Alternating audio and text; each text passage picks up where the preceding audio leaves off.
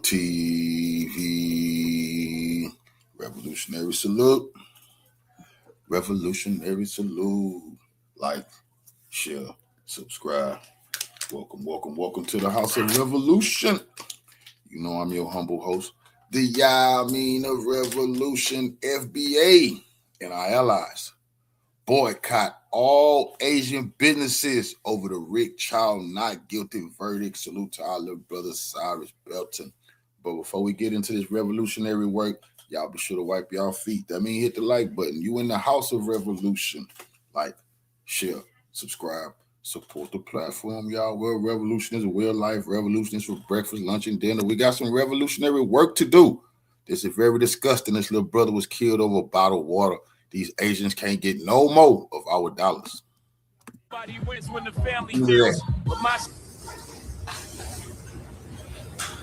So when you actually went down to the scene, you said you drove down there. Did you at some point engage or have a conversation? Well, let me change this around a little bit. What is it that you saw when you finally got down to the scene? You said that you saw Cyrus on the ground. Tell me what was going on. When I got down there, Mr. Chow was down on his knees. Cyrus was on his back. And Mr. Chow has his hand out. And I asked, where did the blood come from? Are you bleeding? Are you hurt? I said, who's hurt? And he said, him. Right. So I looked. I'm going to start this off by saying this is real disgusting. These people don't like us. They're in our communities. They holding things against us. They say they feel unsafe. Why the hell are you in our communities then? We have got to replace these people with black-owned businesses. We got to replace them with us. They got to go back to their communities. Some of them are immigrants. A lot of them are immigrants who came there to leech off of us and got stuck right in our community, and they don't give a shit about us. We're going to all our elected officials. We no longer want them in our neighborhoods. We don't mind them in their neighborhoods. And if we want to do business, we might go by their neighborhood. But them sitting in the middle of black communities and doing this type of shit, it got to be about to be over with. And it start with your town. South Carolina say they got the boycott. I'm going to Asian businesses in my town. They got to get the hell up out of here, bro, because they all on the same goddamn code with these attitudes, fam. That's just true. They got to go. I looked at Cyrus, and I said, where? Because I didn't see no blood in it. And so by then there was another female, and Mr. Chow, they rolled him over, and they raised his shirt up, and I saw the hole in the back. And they rolled him back over, and I cleared. By then he had leaves in his mouth, and I cleared the way because he had started making gurgling. So I thought he was trying to breathe. So I was trying to clear him so he can breathe. And I told him to the female and to do, because I didn't know what to do CPR. So I told him to do CPR. Because he's trying to breathe. So I'm going to show you what's the more slides. One here states exhibit 4. You can take a look at that, please. 21. I'm sorry, slide 21. States exhibit 4.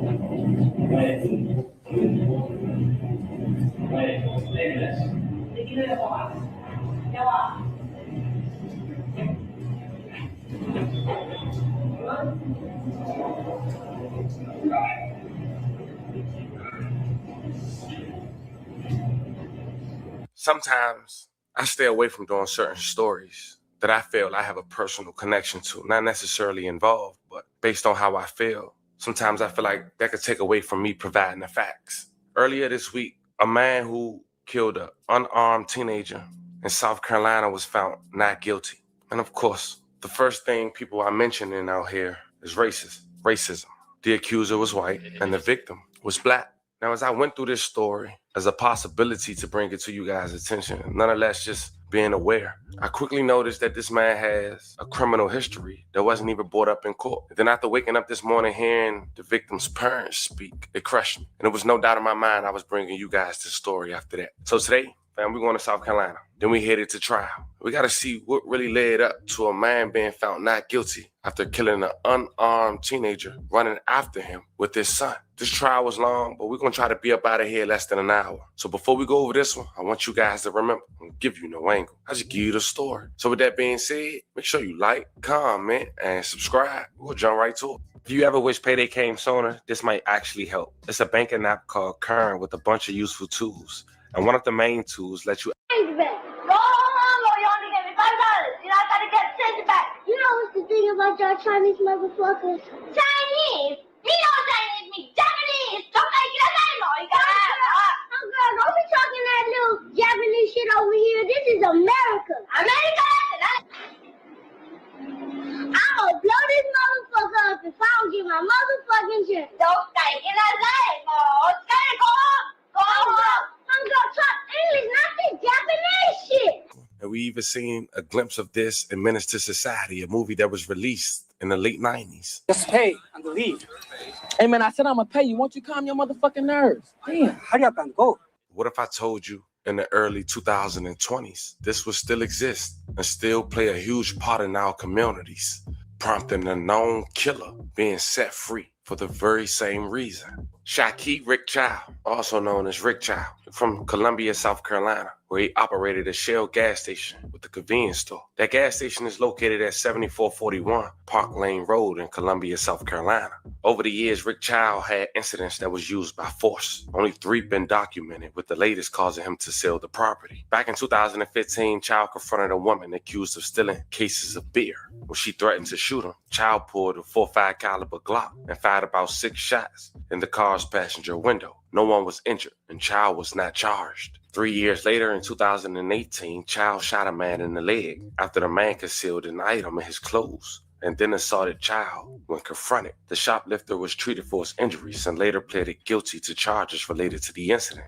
The last incident was May 28, 2023. Chow and his son pursued 14-year-old Cyrus Belton after accusing the teenager of shoplifting 4 bottles of water from their Parkland Road Shell gas station. During the chase, Chow fatally shot the teenager in the back, later claiming the teen was armed with a 9 and that he acted to protect his son. Following the shooting, authorities arrested Chow and charged him with murder. Before we go over the trial and hear what the son had to say after being crossed.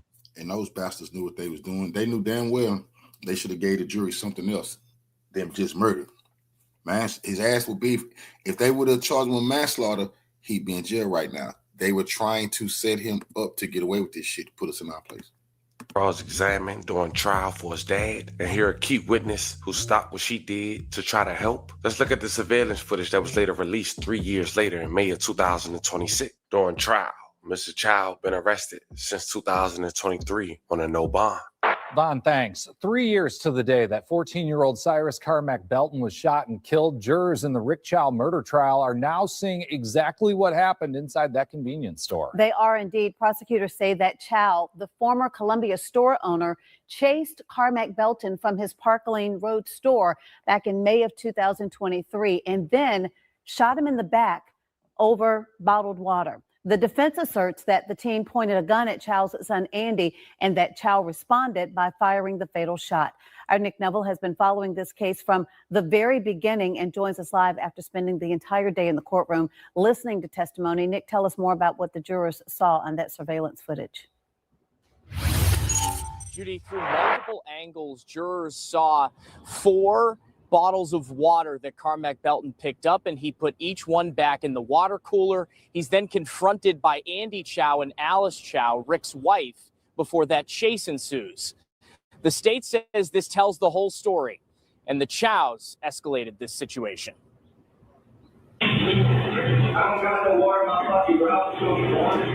Cyrus Belton was 14 years old when he walked into a Columbia convenience store owned by Rick Chow for the last time.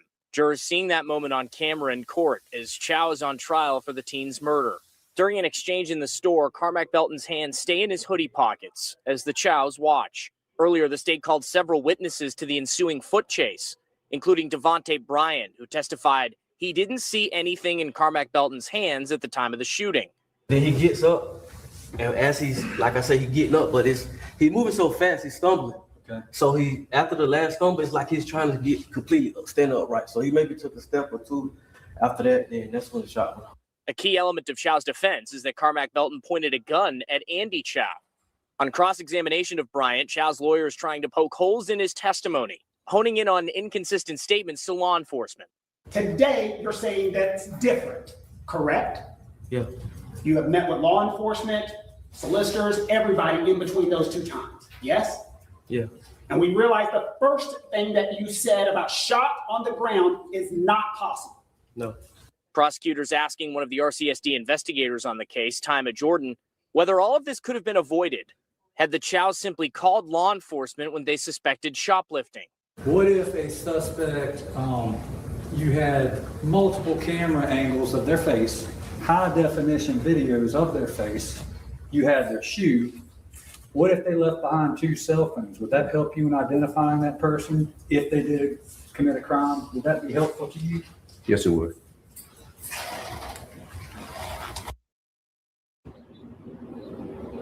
The state does not dispute that Carmack Belton had a 9mm pistol on him on the night of that shooting, but says that he had no intentions of using it. The defense also introduced their first piece of evidence this afternoon, a social media photo of the teenager where he's wearing the same clothes and holding that same gun. This was over objections from prosecutors. Testimony will continue tomorrow morning. For now, reporting in Columbia, Nick Neville, WIS News 10. We should also mention, thank you, Nick, a pathologist testified this afternoon about the trajectory of the bullet that hit the teenager in his back. WIS continues to provide. The next important witness that I didn't want no skips in will probably be the longest witness that get cross-examined was Mr. Chow's son. He wasn't charged. He didn't shoot the fatal bullet, but it was alleged that he was running after the boy with his father, or was the father running after his son who was running after the boy. John, let's go. Scott, John, Mr. Chow, you were 23 years old, correct? Yes, sir. In 2023, you were 20 years old, correct? Yes, sir. And at the time, you were a student at USC, is that true? Yes, sir. And you had already graduated Hammond Academy, correct? Yes, sir. Okay. If I ask any questions that you need me to repeat, I'm happy to do it. Okay, yes, You sir. had graduated Hammond at the time? Yes, sir. And that is a private school here in Columbia, correct? Yes, sir. And you swam on the swim team, correct? Yes, sir. Did you get any college scholarships? No, sir. You were 5'11", 200 pounds at the time, correct? Around that. Yeah. Have you mentioned before under oath that at the time you were 5'11", 200 pounds? Yes, sir. Okay. How much do you weigh now? 185. Okay, so you were significantly bigger at the time? Significant. 15 pounds bigger. Yes. Okay. At the time you were working at your parents' Shell gas station at 7441 Park Lane Road, correct? Yes, sir. And they had owned that store about 10 to 12 years at that time? Yes, sir. Okay, how long had you worked there? Well, I came to help for, I guess, since we opened. You were familiar with the store, is that true? Yes, sir. Okay, and had you become aware of the crime of shoplifting in your time working in the store and being around the store? Yes, sir. All right, what is shoplifting? Someone stole something. Okay, and had that happened more than once in the 10 to 12 years your parents had owned the store as of 2023? Yes, sir. Okay, had you developed a policy, or had your parents developed a policy in dealing with shoplifters? Yes, sir. Okay. In 2023, you were studying computer information systems, isn't that true? Yes, sir. And your father was familiar with computers and computer technology as well, isn't that true? Yes, sir. He had actually taught a small college as far as lessons in computers, correct? Yes, sir. Isn't it true? Computers can do amazing things. Yes, sir. Okay. They can help with DNA extraction and going through millions of propositions, isn't that correct? Yes, sir. Okay. They're able to synthesize surveillance systems and produce high quality videos, isn't that correct? They can. Okay. And you yourself and your parents at the Shell gas station at 7441 Park Lane Road had a very sophisticated surveillance system, isn't that true? Yes, sir. Okay, and you were able to identify shoplifters with that system, were you not? Yes, sir. Okay, and you had a wall of shame above the cash register, isn't that true? Yes, sir. What is the wall of shame? Is pictures and descriptions of past shoplifters. Okay. Can I have stakes 44, Stephanie? Do you recognize the wall of shame in stakes 44? Yes, sir. Okay.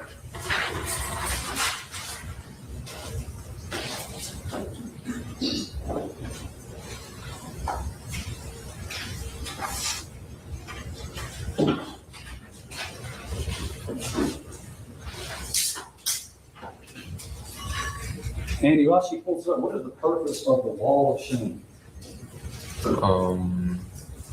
To show who and what they stole.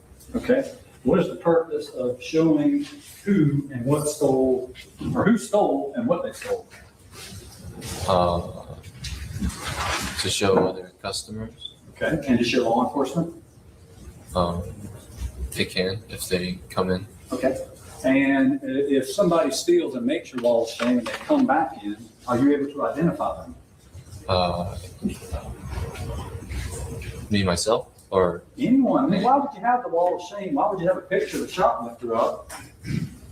It's to identify them, right? It can be. So if you recognize somebody who's on the wall of shame and they come back in, what do you do?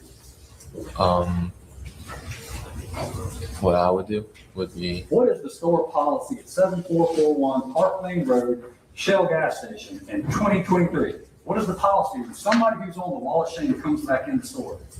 I would ask him to leave. Okay.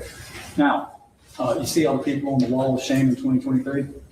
Oh, yes, sir. Okay. How many of those people did you chase? Did I chase? Yeah. None of them. Okay. You don't remember chasing any of those people that stole? I did not chase anyone. Okay.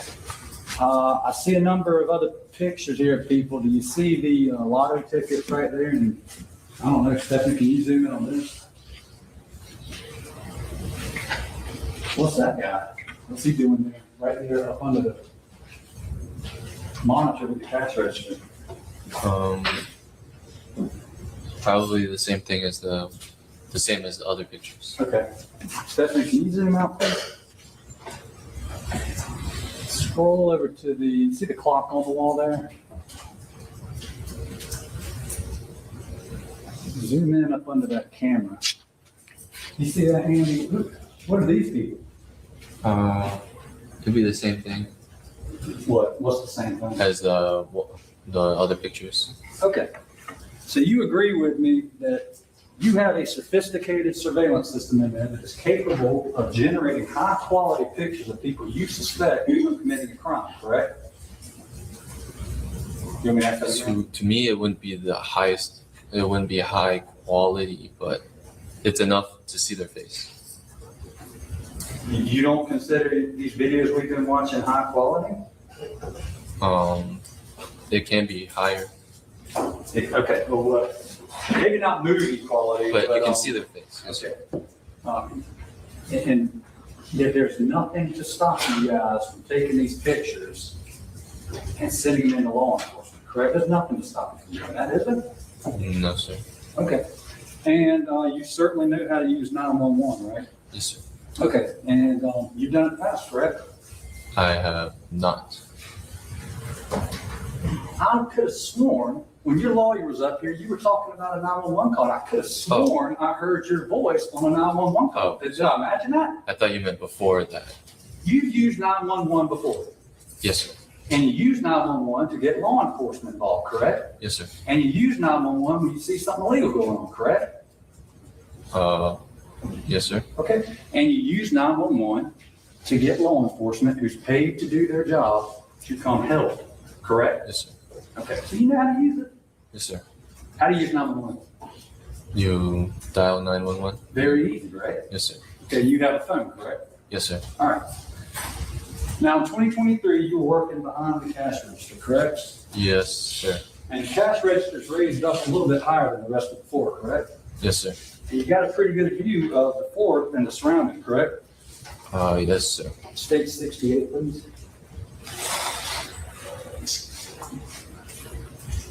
Who is that fellow right there with the hat on backwards and the North Face pullover? It's me, Okay. And what are you looking at? the young man. Okay. I'm just looking to, you see right over there to your left, there's another picture of some other people on the, isn't that some more people right there that you got pictures of, right? I'm even looking right here, and you see these people here, and what did they do? Or did they shoplift, or why would you have pictures of some people back here? I'm not sure. Okay, but you have pictures of customers behind the camera too? We did. Okay, and Andy, look right here, there's some more people right here that you got pictures of. Right? Yes, sir. Tell me about this guy right here, this tablet to your right, what is that? It shows if a person who is in the system. Tell me about a person in the system. So they need to be entered into it. Explain what you're talking about. Use your words. Okay. So all I know is that the picture needs to be entered into it. Whose picture? Anyone. It can be. If I just went and pumped gas there, you put my face in the system? No, sir. Well, whose face do you put in the system? There are employees. My face is in there. Who else? There are shoplifters. Okay. Tell me more about that. Tell me more about the shoplifters that you enter into your system and then you have access to them from that tablet. Tell me how that works. So if they are in the system, they come into the store, right? Then they will pop up on that tablet. Really? Yes, sir. Okay. So you have facial recognition technology at 7441 Park Lane Road, the Shell station your family is, correct? Yes, sir. And that is rather sophisticated equipment, correct? Yes, sir. Okay. So any of these people who've shoplifted in the past, committed the crime of shoplifting, if you review your camera, go back and you realize the Snicker bar is gone because it's missing from inventory, right? You can go back and review the camera and you can say, aha, this person stole the Snickers, right? You could, yes, sir. You could do that. How many different camera angles you got in that store? Do you even know? I would not. I mean, you would agree with me, it's a lot. There are, yes, sir. Over 20, correct? Yes, sir. Okay. So you can get multiple different angles of the person's face, correct? Yes, sir. Most likely you can see what kind of shoes they're wearing. Yes, sir. You could probably identify what kind of shorts or pants or dress they had on, correct? Yes, sir. You could identify the top they had on, correct? Yes, sir. And then you can even zoom in to like look at different graphics on the shirt or whatever they had, correct? Yes, sir. You could look for different identifying characteristics of the clothing they're wearing. Yes, sir. You could zoom in on their face, correct? Yes, sir. And then you can put it into facial recognition technology, correct? Yes, sir. And then if they ever came back in, you would get an alert, correct? Yes, sir. Okay. You could do all these things with the technology they had at 7441 Park Lane Road, could you not? You could. Okay. Now, you have been trained, you have gone to school and been trained, and your father has, to identify shoplifters, have you not? Trained to identify them? I was not trained. You weren't? No, sir. But you know how to identify them, correct? If they're acting weird to me, that is. What is acting weird to you? If they keep looking up at me, Okay. they keep walking around the store, wandering around, and if they keep, checking their pocket or something, all of those combined. I'm even thinking about times I've gone into a store and left my wallet in the car, walk around for a minute, and then I walk out. Would you put me in your database if I did that? I would not. Would you consider me weird? No, sir. What if I have my hands in my pockets? I'm dressed like I am now. And I walked around and looked around and I couldn't find what I was looking for. So then I just walked out. Did you tell me that in my pockets? No, sir. Why? You didn't touch anything. Okay, but I had my hands in my pockets. I'm looking up at you and looking down. Let's say I did. Let's say I took some waters out and I put them back. Would you chase me? It would depend if I could see what you were doing. If I couldn't see, then I wouldn't know what you were doing. You could see what Cyrus was doing, could you not? Not completely, no, sir. So you weren't sure. You weren't sure. I believed he had pocketed something. You believed he had. Yes, sir. Okay, why did you believe that? Because of the things that happened in the store. Okay. So he had his hands in his pockets. Yes, sir. Okay. You testified you watched him when he walked in. I saw him walk in. Yeah. So he put his backpack down. Yes, sir. Correct. And then the defense offered defense 6, and you said, yeah, that's how he looked when he came in. Yes, sir. Okay.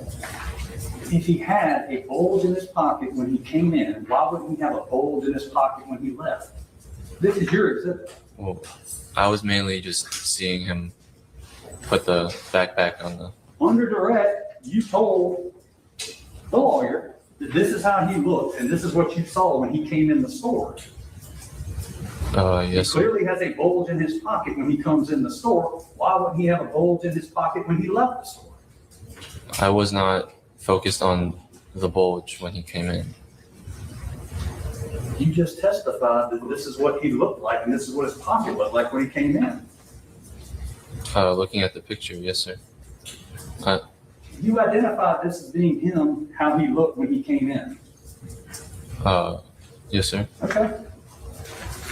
So I ask you again, if he had a bulge in his pocket when he came in, why would you harass him and say he's got a bulge in his pocket when he left? You see what I'm saying? I did not notice the bulge when he came in that day. Okay. And then you talked about, yeah, this is the bulge I saw that he had in his pocket. This is your exhibit that you just introduced to the lawyer. This is In the picture, I see the bulge. Okay. You see any water bottles in his pocket? I cannot see in the pocket. Yes, sir. Well, why? You identified something black and a bulge in his pocket. See that? I did. The reason this is an evidence is because you identified it through your lawyer. Okay. You don't recognize this from 10 minutes ago. I mean, I see like the shadow of the pocket, yes, sir. Do you see a water bottle in his pocket? I cannot see into his pocket. What do you see in his pocket? All right. Sorry. Can we? I guess do it online.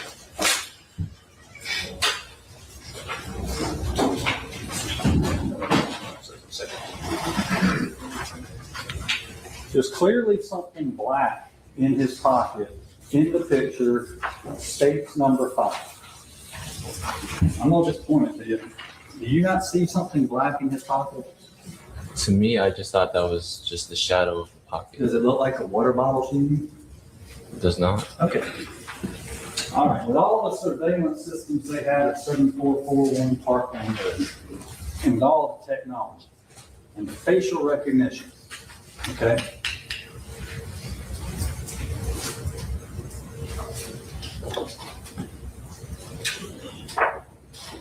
Couldn't we have hung this 14-year-old boy's picture up on the wall of shame? Couldn't we have done that? We could have put his picture. Yeah, on the wall of shame with all those other people, right? Couldn't we have done that? You could have. What would have stopped me from doing it? Nothing. Nothing. Okay. Is there anything that would have stopped us from going back and printing all these pictures up of the boy with the white Air Force Ones, the black Nike joggers, the red Child's Play hoodie?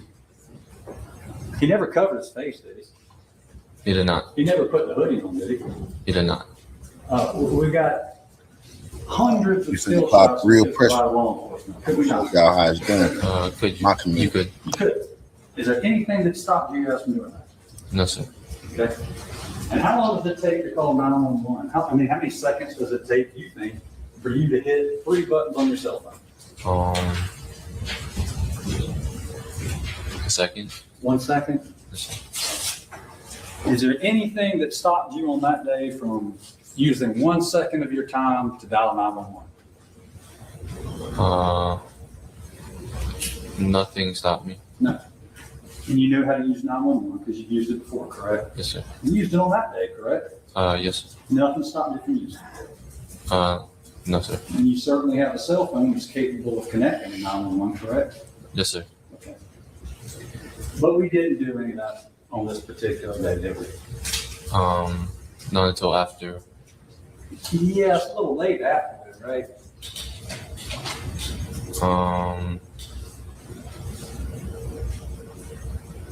Andy, think about it. I'm asking you, could we not, if we suspect this 14-year-old, how many what did you think he took? I'm not sure. How many do you think he took? Maybe just one. One. How much in the year 2023 does a bottle of water cost at 7441 Park Lane Road in Richland County at the Shell gas station operated by the Chow family? How much does one bottle of water cost? I'm not sure. You don't remember how much they cost? You No. work the cash register, right? I did. Okay, 98 cents sound about right? Yes, Let's just round it up to $1. Dollar sound right? yes, sir.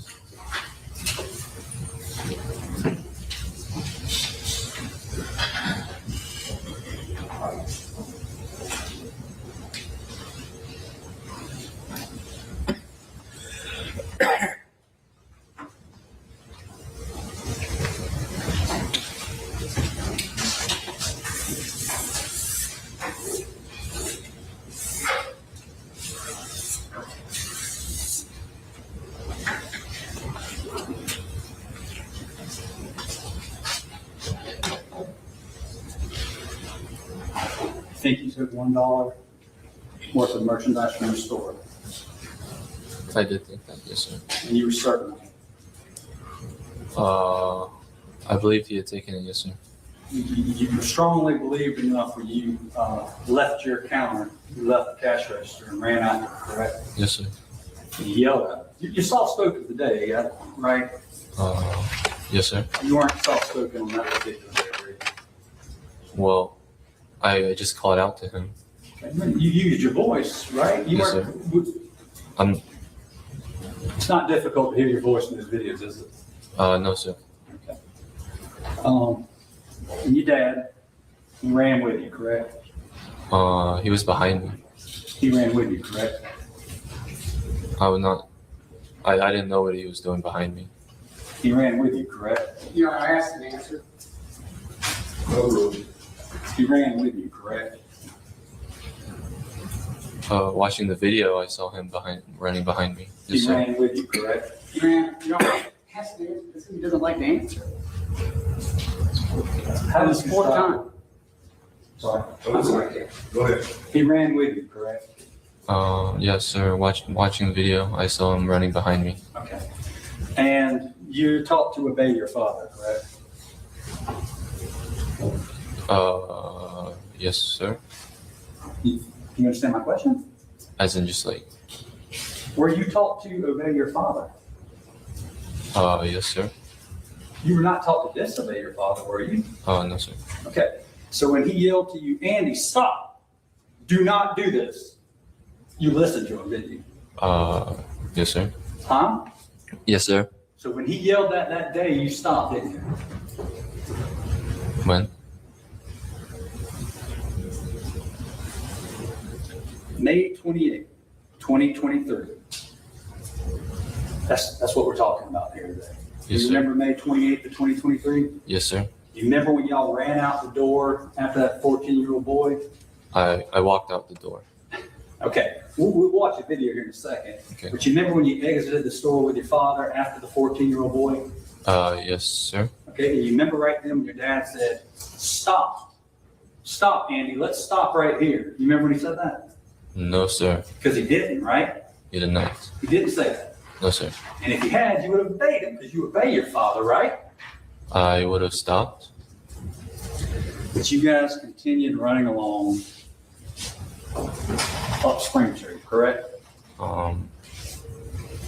Well, so I saw him. Wait.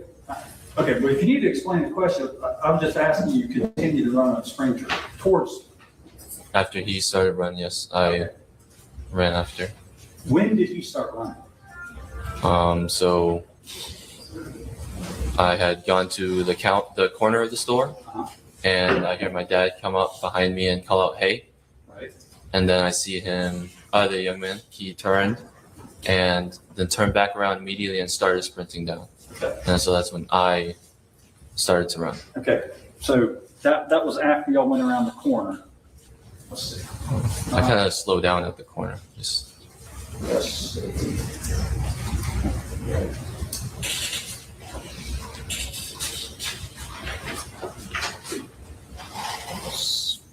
Stephanie, can I have state 16 clip 16 and state number 4?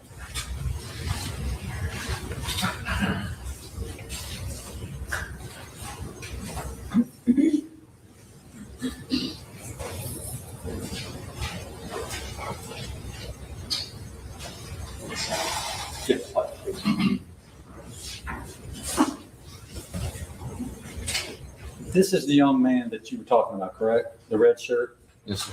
Okay.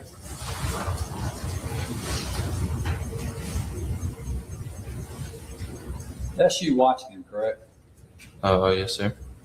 There's your father already making his way towards the front door, correct? Yes, sir. Okay. And your mother left too, correct? In the video, yes, sir. Okay. Who's manning the cash register right there? No one. All right. Who's this gentleman? Customer. Okay. Is it common for the whole Chow family to leave the gas station with customers inside the store? Well, I wasn't completely sure what my parents were doing, but I exited the store. Everyone left over $1 of water, correct? I left because I thought he stole something. Okay. And your dad, as you saw, was right on your heels, right? Rewind. In the video? Is your monitor working right now? Yes, sir. Okay. All right, press play, Stephanie.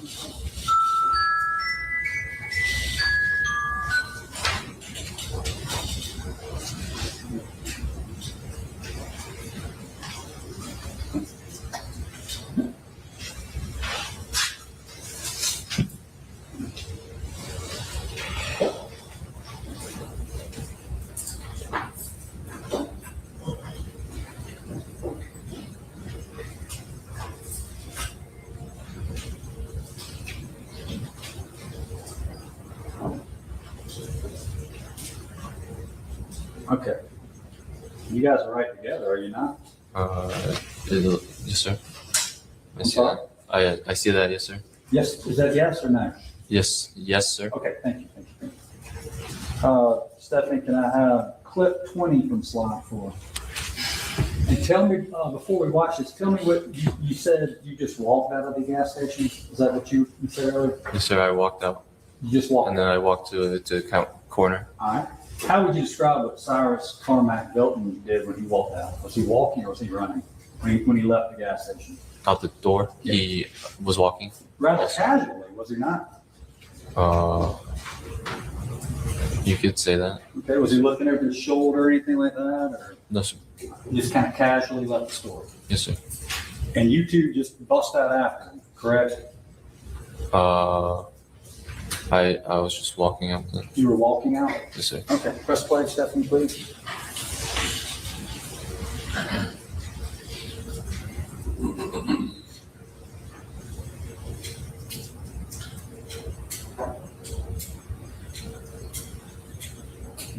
That's walking to you? Yes, sir. That's walking? For me, yes, sir. You typically walk that fast? Okay. So when you get off the stand, you're going to walk that fast to your seat? Depends on what I was doing.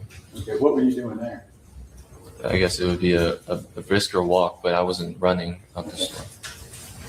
When did you start running? After he ran. Why? Is there anything wrong with him running? Well, I ran because I thought he had stolen something, and I wanted to see where he was going. Okay.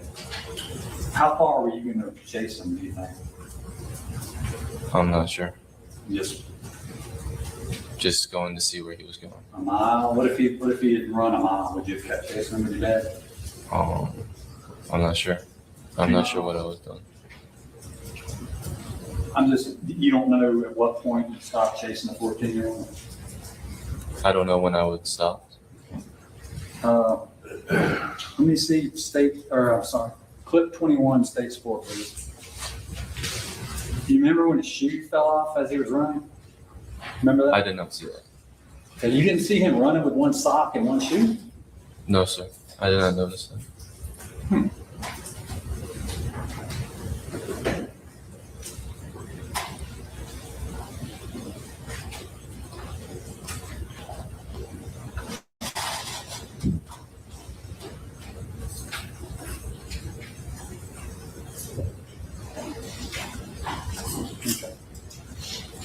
Is that what you're describing? How he was walking around the corner and then y'all start yelling at him and briskly walking towards him and then he takes off running?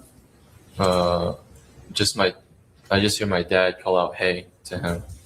That's what made him start running when y'all were back behind, briskly walking towards him. That's what made him start running. I kind of just slowed down to a stop at the corner.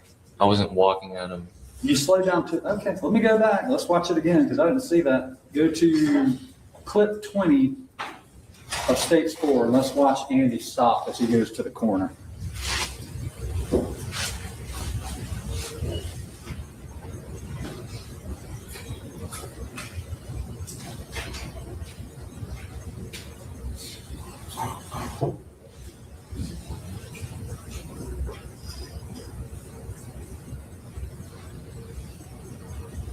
All right, when did you stop right there? I didn't see it. I missed it. I slowed down at the corner.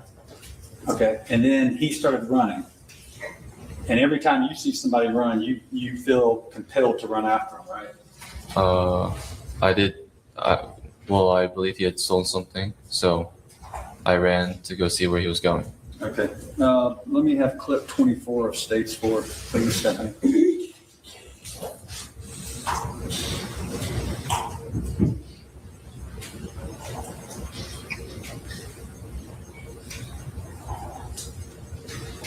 And now, what do you call it? Y'all are really briskly walking there, are you not? That's a really brisk walk.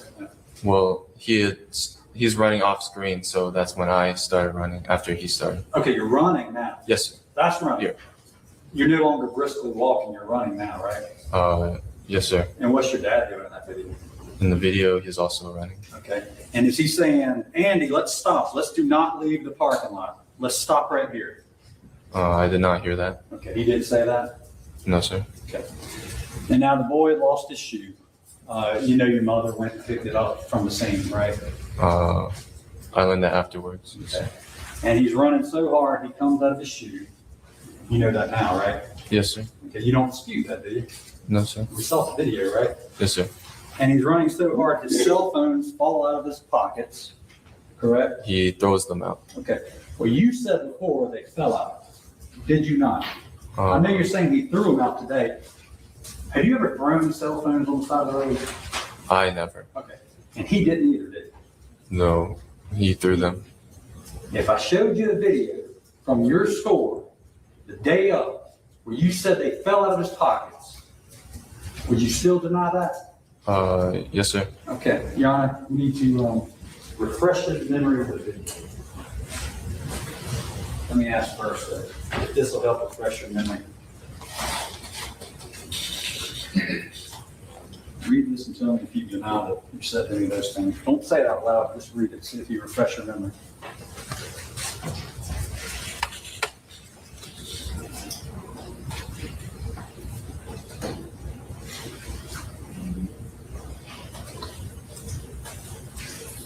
Okay. Do you deny saying that? I do not deny saying that. Okay, so you don't disagree that the day of, you said these things flew off, and you never said anything about him throwing anything? Facts. At that moment, yes, sir. Okay. I did say that. And this was the day of? Yes, sir. Because why would anybody throw their cell phones out? Does that make any sense to you? I would not know. No, because they did. He didn't throw them. They flew off of him because he was running so hard. No, sir. I saw him throw it to the side. What did you want me to read what you said? Would that help? Well, Or would you want me to play the video for you? Would that help? I'm just telling you what I saw. Okay. I'm asking you what you said on the day it happened. Okay. You never said that he threw them. You said he dropped them. I did say Two that. things flew off of him, correct? Yes, sir. When flew, like he threw it. That is what I meant. That's what you meant. Okay. Yes, sir. He threw his shoe off too, didn't he? I did not see that myself. Okay. So Tom, you're saying he dropped his phone. Two things flew off. You don't disagree with that? I did say that. Okay. All right. And as a matter of fact, you chased him and you stopped and looked at him. Right? At what point? Oh, at what he threw, you mean? Right, listen, I'm only going to be talking to you about May 28th, 2023. So if you ask when, I'm talking about this date when 14-year-old Cyrus Belton died. So is that clear? Yes, sir. Okay. When you're chasing him, his shoe comes off. Two cell phones come off of him. You stop and look at him, do you not? So I slow down for like a second and I glance back. I don't see a phone, a water bottle. All I see is trash. And so I turn back around and continue to follow him. All right. Would it surprise you to know that you had previously said that you stopped and looked at him, noticed there were two cell phones on the ground? You said that? Do you disagree with what you said that? I don't remember saying that. Would it help you if I refresh your memory? Yes, sir.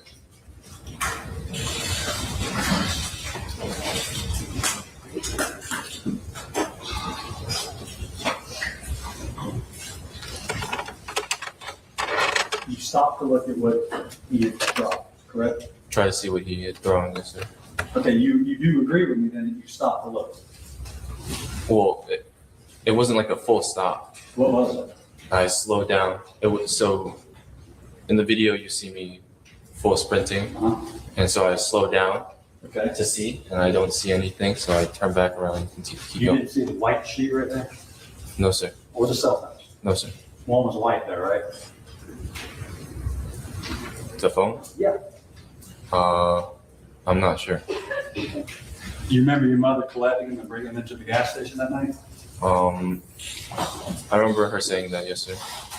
Next, we have a woman who recalled the moments that led up to the fatal shooting of a 14-year-old Cyrus Carmack Belton. The woman discussed going to the store and seeing Carmack leaving, having her kids with her in the car, having to drop them off at a local apartment parking lot before coming back and assisting aid. She teared up during her testimony as she recalled not being able to give CPR but asked someone else to do it. The woman said she remembers seeing Carmack leaving, followed by the gas station owner Rick Chow and his son chasing after him. Moments later, she said she saw Cyrus on the ground and heard gunshots, after which he later died. She then testified about seeing the store owner in a shooting stance. Lori Ann Carson.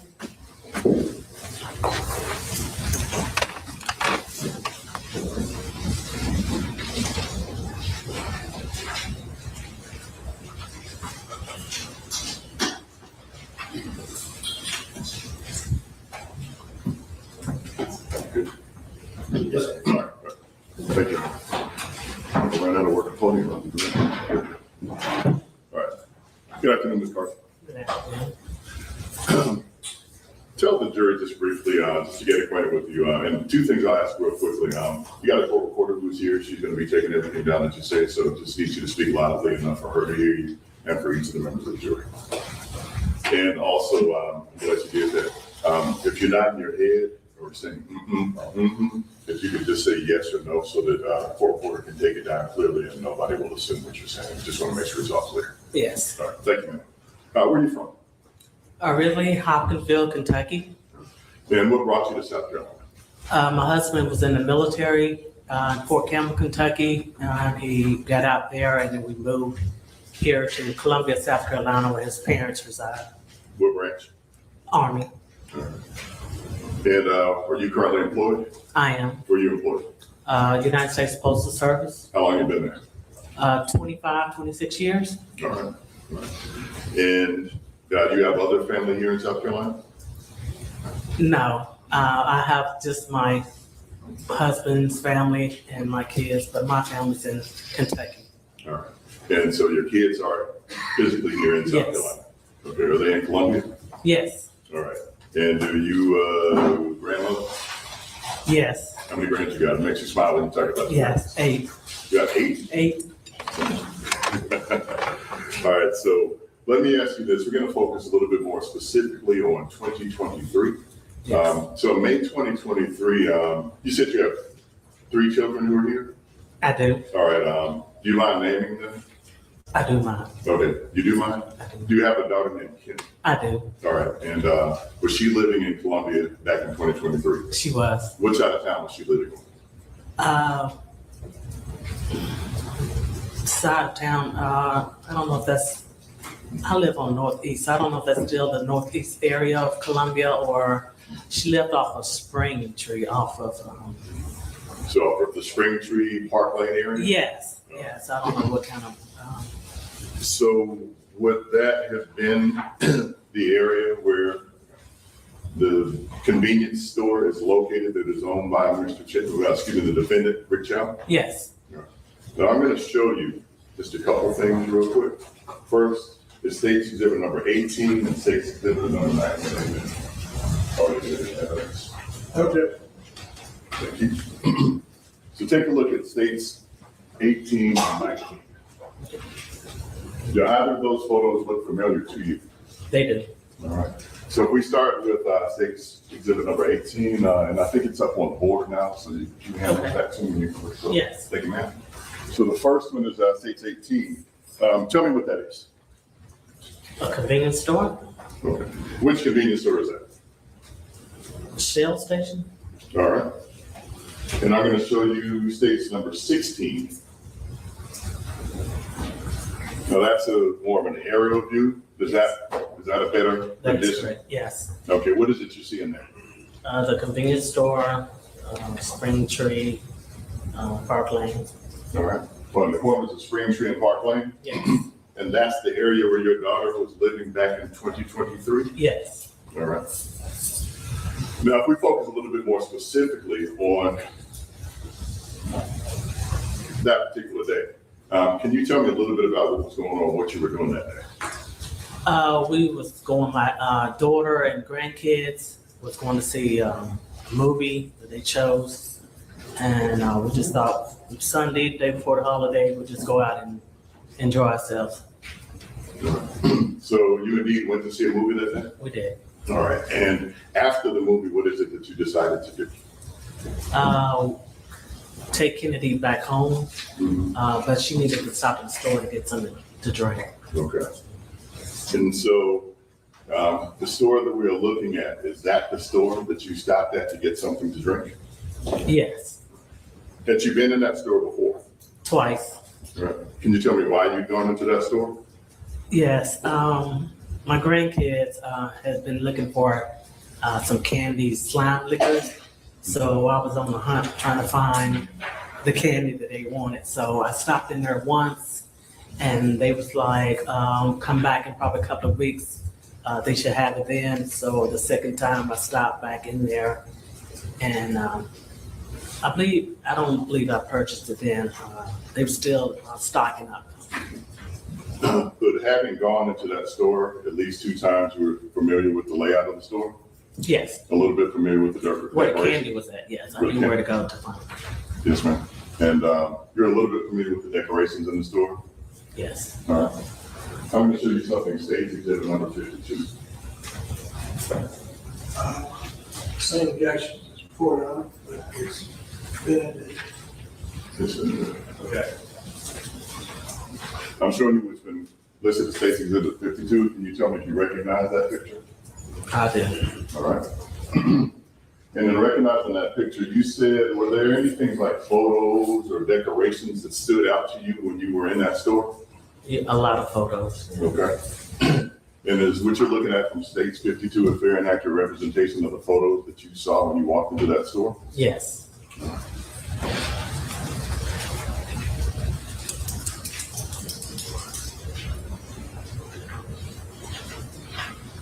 Now, as we focus a little bit more on that particular day, you drove into the gas station to, or the Shell station, the convenience store side of this, Yes. to pick up maybe some slime liquor or a drink for your daughter?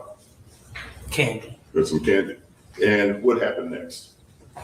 As I was pulling in onto the lot, I noticed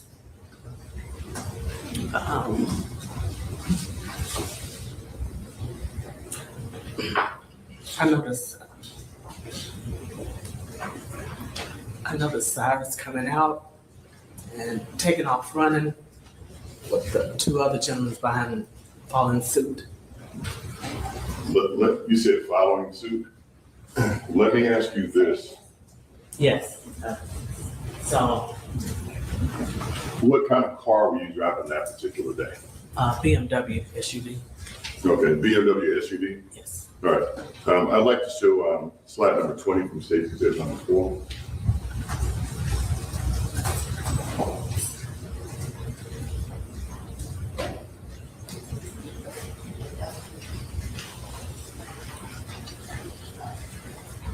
Now, if you're looking at the top corner of that screen, can you tell me what you can see? I see my vehicle turning onto Spring Street.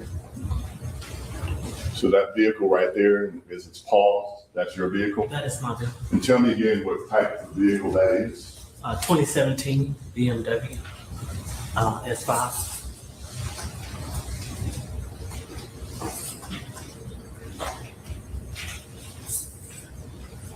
So what is it about when you pulled into this area that commanded your attention? Let's talk about that a little bit more. You said you saw a young man walk out of the store? I saw him walking out and then taking off running with the two gentlemen running behind him. Okay. You said two gentlemen running behind him. What, if anything, stood out to you as they were running behind this young man? His shoe flew off when he was. Now, where would you have been to watch this shoe fly off?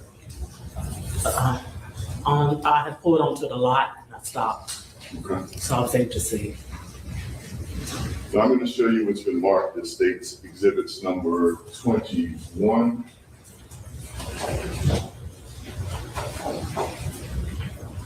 I'm sorry, State's Exhibits 20, 21, and 22.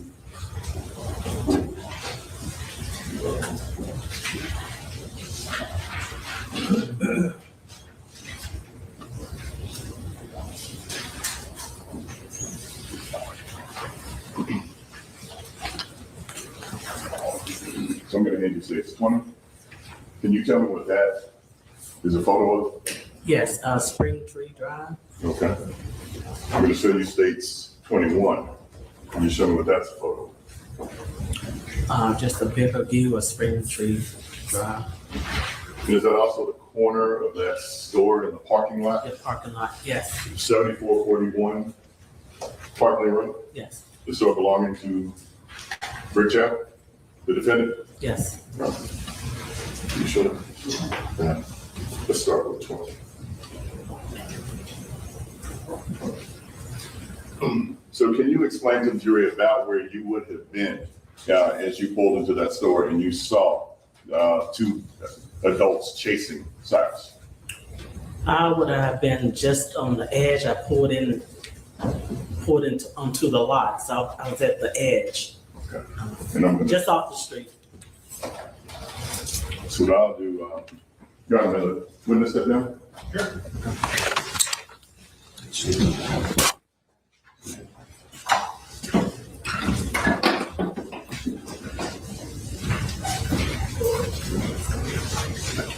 So I'll have you, if you don't mind, Ms. Carson, I'm going to give this to you, and you can point out. Are you comfortable pointing on this one? Yes. Or you want me to be your CDC guy? All right. Show us about where you would park. I parked where I stopped right here. Stopped in that area? Yes. And what you're telling us is that's where you saw the defendant, Rick Chow, and someone else chasing Cyrus across the parking lot. Yes. All right, you can have a seat, please. Thank you. Thank you.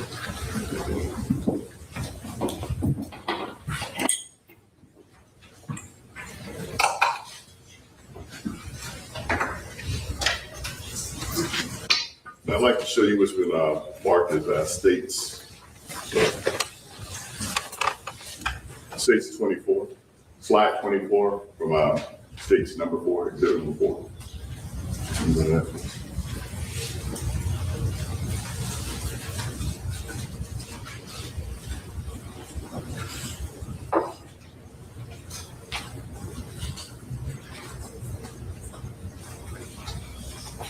Tell me what you see in that video. My vehicle and Mr. Chow and the other gentleman running. And is that what you experienced on May 28th, 2023? Yes. And that caught your attention? Yes. What did you see next? I saw Cyrus run across the street. I saw a female, I guess, I don't know if this is or not. I saw her pick up his shoe. And did you continue to watch this whole incident unfold? I did. And you watched from your vantage point right there at the corner that you just pointed out to the jury? Yes. Tell us what you saw from that vantage point. At that point, I saw Cyrus run across the street, them chasing him. I saw Cyrus trip, and he got up, and I was excited because I wanted him to continue running, but he didn't get up straight up. I thought he tripped again, and he went down. Did you at any point in time see anything in Cyrus's hands? I did not. Okay. Would you be at a point where you could see things that were in his hands? Yes. All right. What happened next? You can take your time. I turned my vehicle around and went down to where they were located at. I stopped and I wrote down when I asked, is everything okay? And he said, no, call 911. So let's stop there. Before you drove down to see what was going on, could you see, you said Cyrus fell a second time? He fell, he tripped over the curb, and then as he was getting up, he fell down again, so he didn't get upright. He didn't get upright to where he was. What were the two men who were chasing him doing? I saw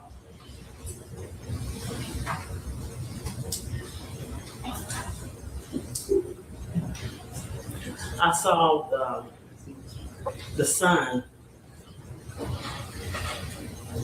I saw both of them chase him, and then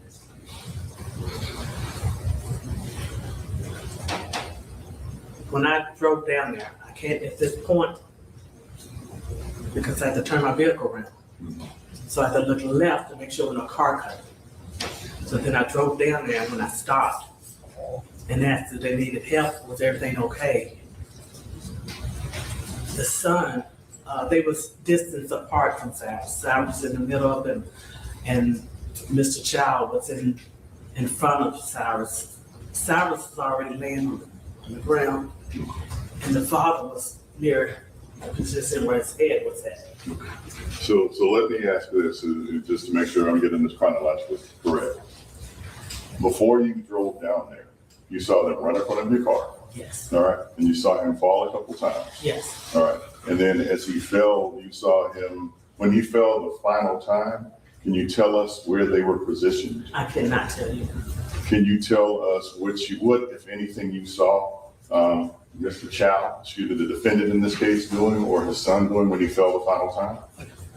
The final time when I saw, he was already moving towards the front of Cyrus. Okay. And the son was behind Cyrus, but a little ways off from where Cyrus was at. It's like the son ran up near the curb and stopped. It's like he didn't move no further. And you saw Cyrus fall the final time? I did. Was he ever pointing towards them or doing anything towards them that you could see? No, that I could see, no. And did you ever see anything in his hands? I did not.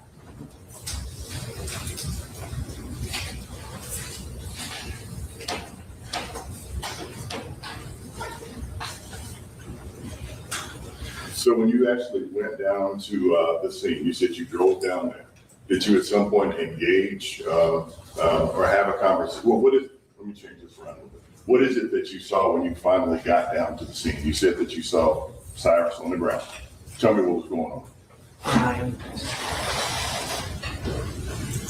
When I got down there, Mr. Chow was down on his knees.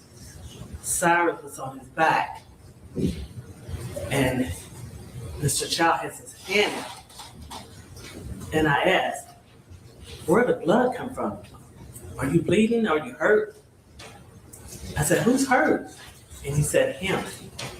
So I looked at Cyrus and I said, where? Because I didn't see no blood in it.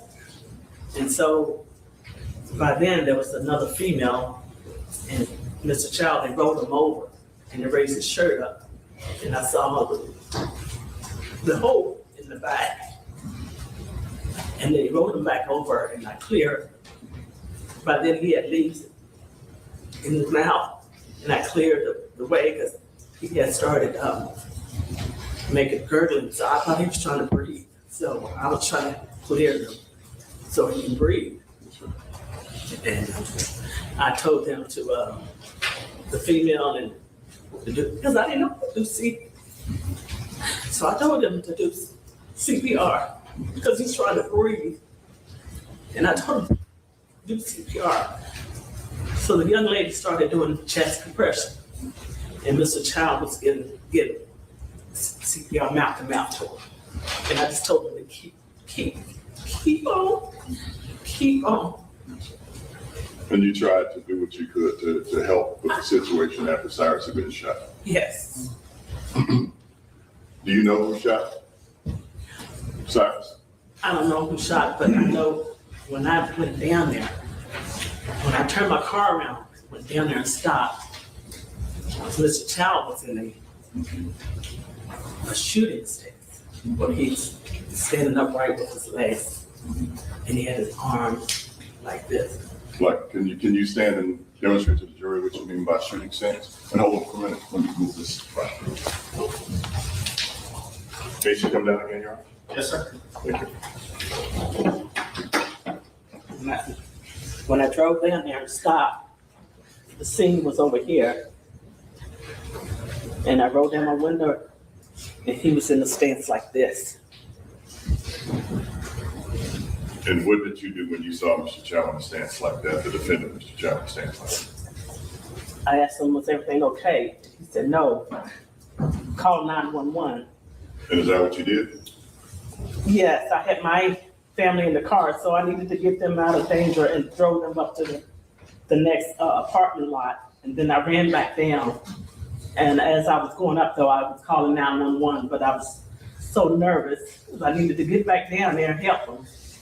And I just gave the phone to my daughter because I couldn't get the information out.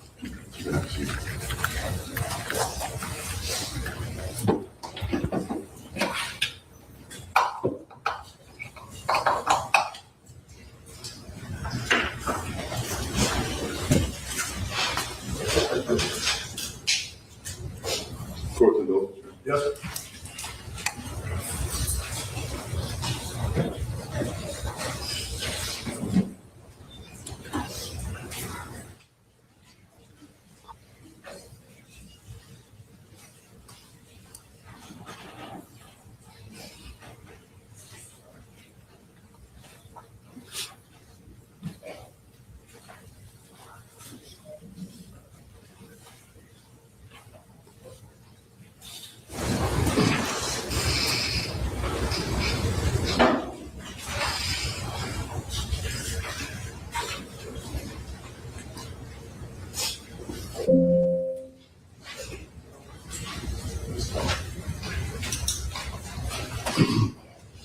So I'm going to show you what's a bit more slide 20 of Station Exhibit number 4. You can take a look at that, please. 21. I'm sorry, slide 21 of Station Exhibit number 4.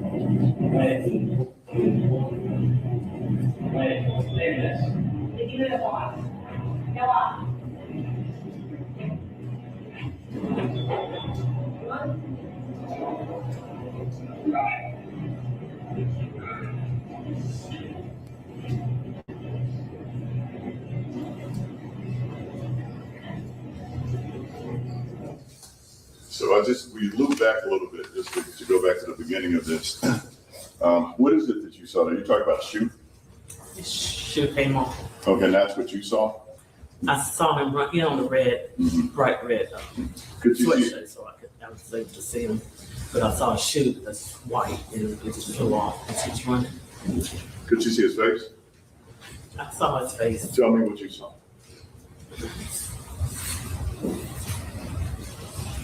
He just looked frightened and scared. He looked like he needed help. And how did you say he looked frightened and scared? How did you say that? The way his eyes was just like a young child, just in trouble, just needed help. He just looked scared. It just in his eyes. And is that what compelled you to do a little bit more? Yes. Why is that? Because it's like one of my grandkids, one of my kids, just looked scared, and I just had to help. I could not do nothing. I could not do nothing. I could not, my daughter wanted me to. I could not. The best thing I could do was just get my family out the way. And I didn't mind if I got hurt, but I needed my family out the way, and I had to go down there and help them. And that's what you did? And that's what I did. And later you had an opportunity to speak to law enforcement about what you did? Yes. You did that. And let's just be clear, you're not any relation to anybody in this case, correct? No. You were with your family. Yes. And you watched all of these things unfold. Yes.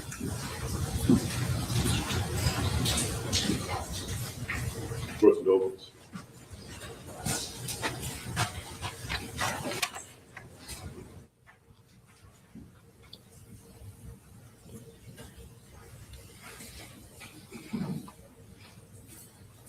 And so just to be clear, as you, your daughter, and grandkids were in that parking lot, you watched Cyrus run by, what, if anything, was in his hands?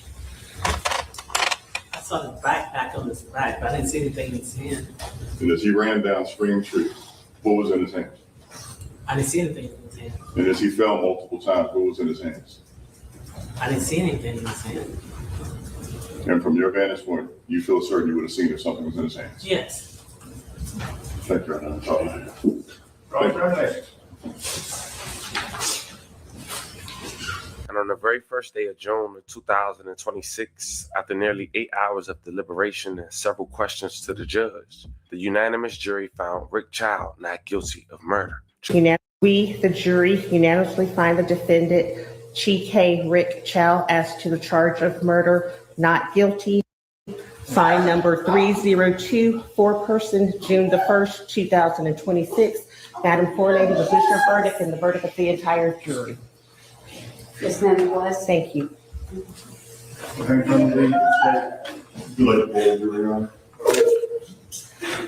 Madam Lady and ladies and gentlemen, the jury, I'm going to... On 2nd, 2026, protesters gathered outside the Parkland Road gas station. Following the verdict, and the victim's parents spoke out regarding the trial's outcome. And as we wrap this video up, for those who want to check it out, the parents of the victim has spoke out after receiving the verdict. And it might touch you, especially hearing the mother speak about the social media post that's been coming on her timeline and under her pictures about racist comments in regards to her son and her family, which we all believe played a huge part in this verdict. Of course, we can't see the jury. We can only imagine because of the place it was located, Columbia, South Carolina. It was more non-African American jurors than that, if any. That being said, sending love and prayers to the victim's family. Once again, rest in peace to the victim and love and condolences to anyone who was affected by the story we just talked about. Fam, let me know how you guys feel about this one after this message from the victim's parents. Don't forget to like and subscribe. And till then, I'll catch you guys on the next one.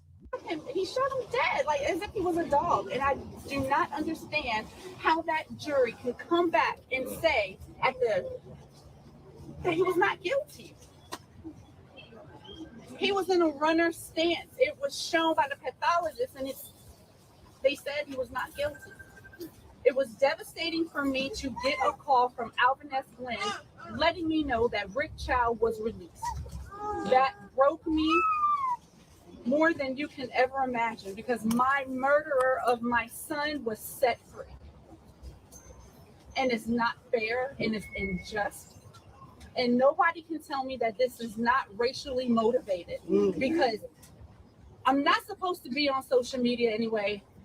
But when I go and I look at my social media, I have racist people coming to my page, going under my son's pictures, leaving the most horrific things, saying that they're glad he's dead, good riddance, and I am tired.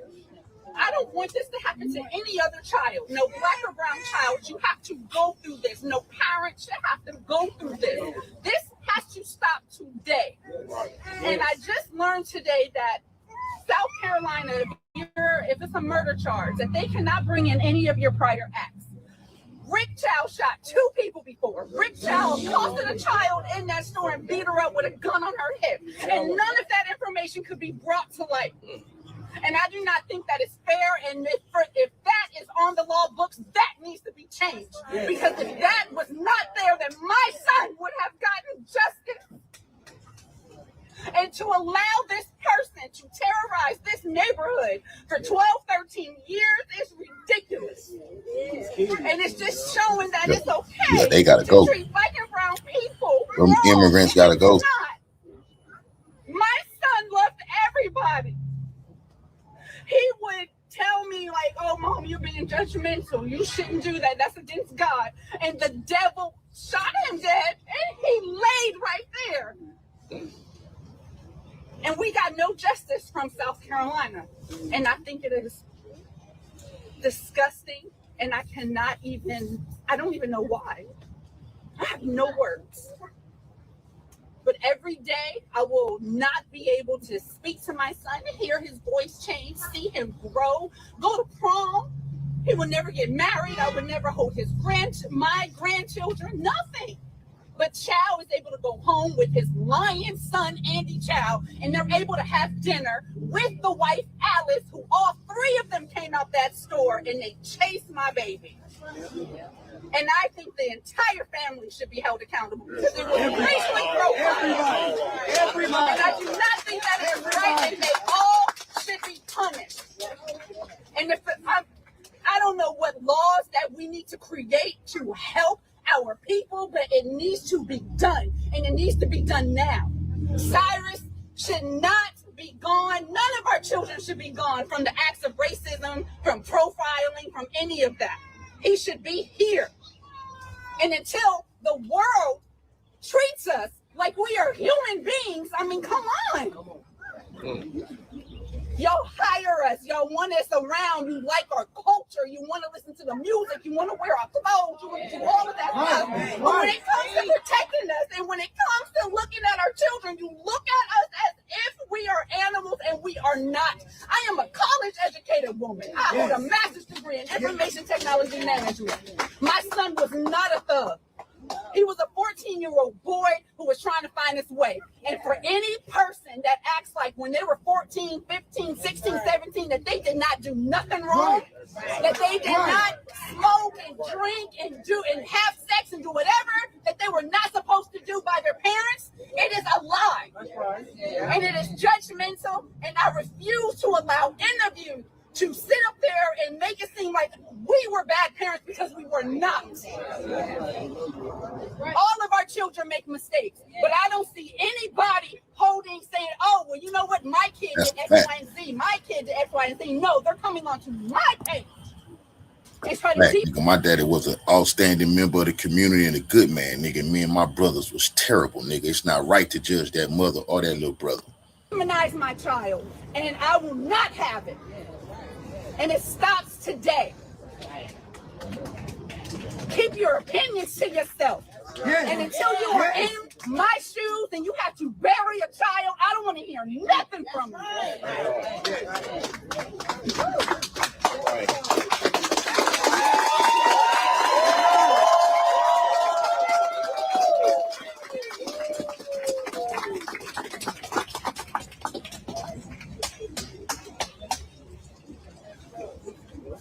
Well, there's not much I can say really, because you heard it first. What I can say is I am very disappointed in our justice system. We all are. I don't understand. I mean, you get shot in the back. You try to shop when black, first of all. You try to just be yourself. Just because you're not in suit and tie or slacks, dress shoes, I guess you're labeled a thug all the time, right? Yes, you are. Your hair is not neat. I guess everybody don't have their own ways about being who they can be later on in life or right then to make themselves become who they're gonna be. Well, our baby will never get that. He'll never get that.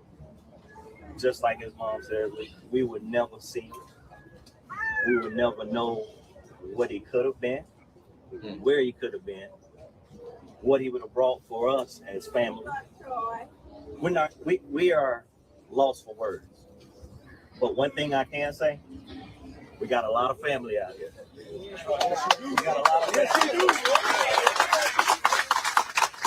We appreciate everyone out here all the time, because if you don't stick up with each other, we all will fall. We all will fall. We need to really look at this, take another look at the system, because something's not right. It's not. I mean, what did you all see? You see, what did you get? Not guilty. How? How? How? Who brought? Who? I mean, goodness, what jury? Where was that jury from? You got, once again, a little boy. Yeah, he's kind of tall. He's 5'8", 114 pounds. Got a guy that's 200 pounds on the swim team. Breaststroke, right? Yeah, they won the championship. Yeah. What championship my son won? What championship? He's well, evidently I can tell he was a decent sprinter, but that didn't last. Chased him down. He falls, and then you shoot him in the back. Trying to do that. Very much. A little boy. I'm gonna tell you what I've told everyone else, from Locke, solicitors, anybody. By law, he had the right to defend himself, because you're chasing him. If he was such a thug, why he didn't shoot? Why he didn't shoot? He should have. If it would have been me, when they hit those yellow lines out there in that street, without a doubt. Without a doubt. Now, where's the justice? He's home, enjoying his nice home with his family. Oh yeah, no, let me go. I got to go back to Andy Chow. Andy Chow, okay? and your child, as they say in there, people at the hand. He went to USC, and now he has a good job. Our baby will never get anything like that. No. You graduate Wednesday, about to start your summer, excited. You think you're gonna have a good year, and Sunday you end up over here on the ground. We couldn't even get our summer going. How? You got a baby going. Our baby. Where is the justice? I'm still looking for the justice. I want to know.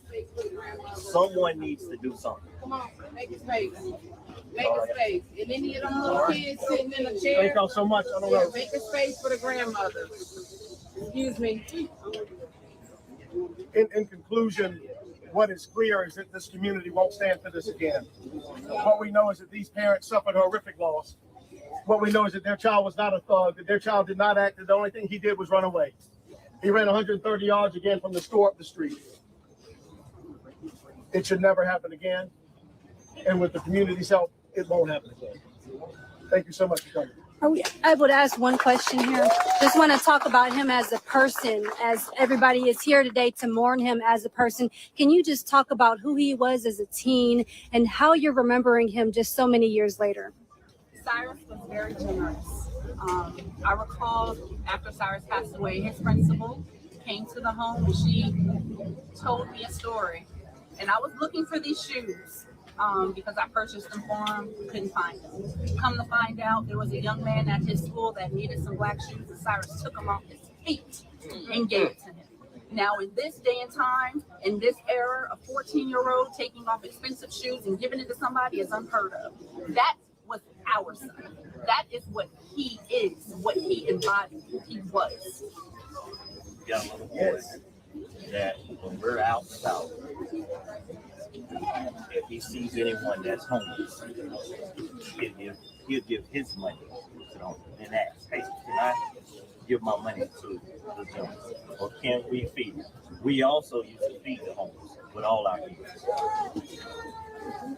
You got a little boy who just like to make everyone laugh and be happy.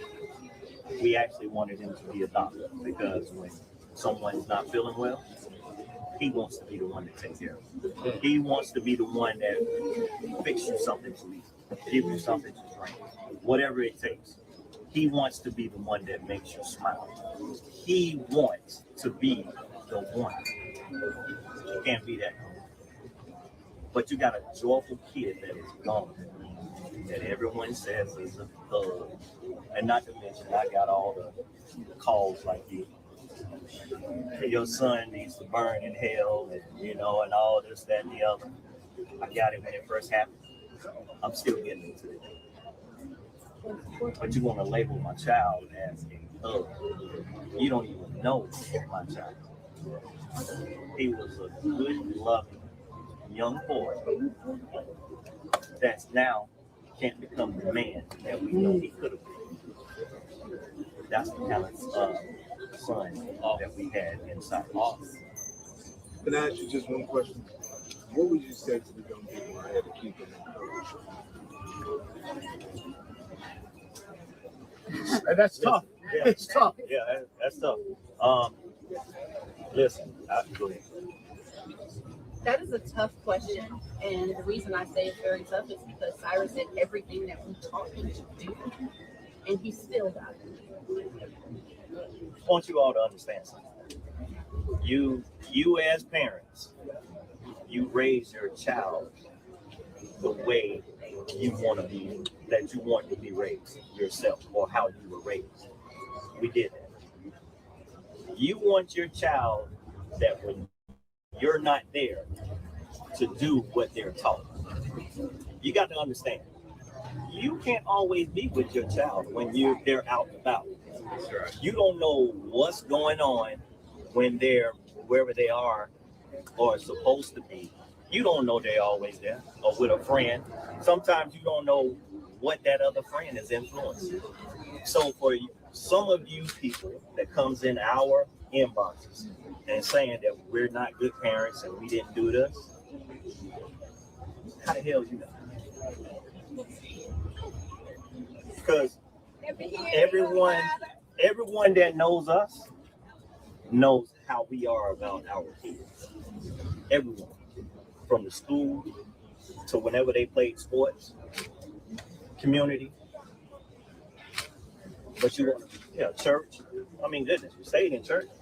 Cyrus went to Catholic school everywhere. I don't understand why you would put him as a thug. Just because, listen, once again, people make mistakes. Kids make a lot of mistakes. You gotta learn. You gotta learn, right? How he gonna learn? He can't learn nothing from where he's at now. His learning days is over.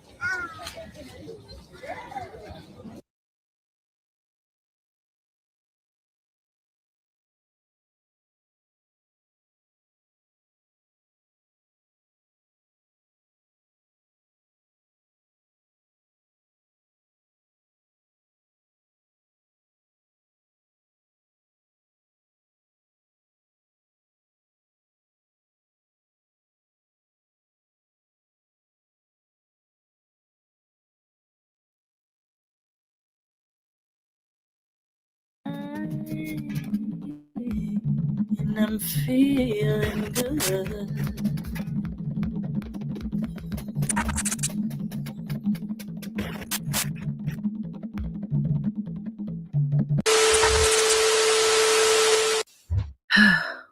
Well, we all heard Rick Chow's not guilty verdict, and I'm not surprised. Let's listen to our people call for a boycott amongst all Asian businesses. Family, I'm not teaching any type of hate, Asian hate or anything, but ever since this verdict came out with Rick Chow against that beautiful young black 14-year-old boy, it happened in 2023, Cyrus, you know what? We need to stop going to these Asian stores that specifically, that they're racist. You know that they're prejudiced. They follow you around, put your bag at the door. They talk to you like you ain't shit. If it's I don't care if it's a deli. I don't care if it's a beauty supply store. I don't care if it is one of those corner stores. Stop going to them. If you know of a black-owned beauty supply or restaurant, go there. Learn how to make your own Asian food. Unless you know a restaurant or an Asian establishment that is not racist and prejudiced, then go there by all means.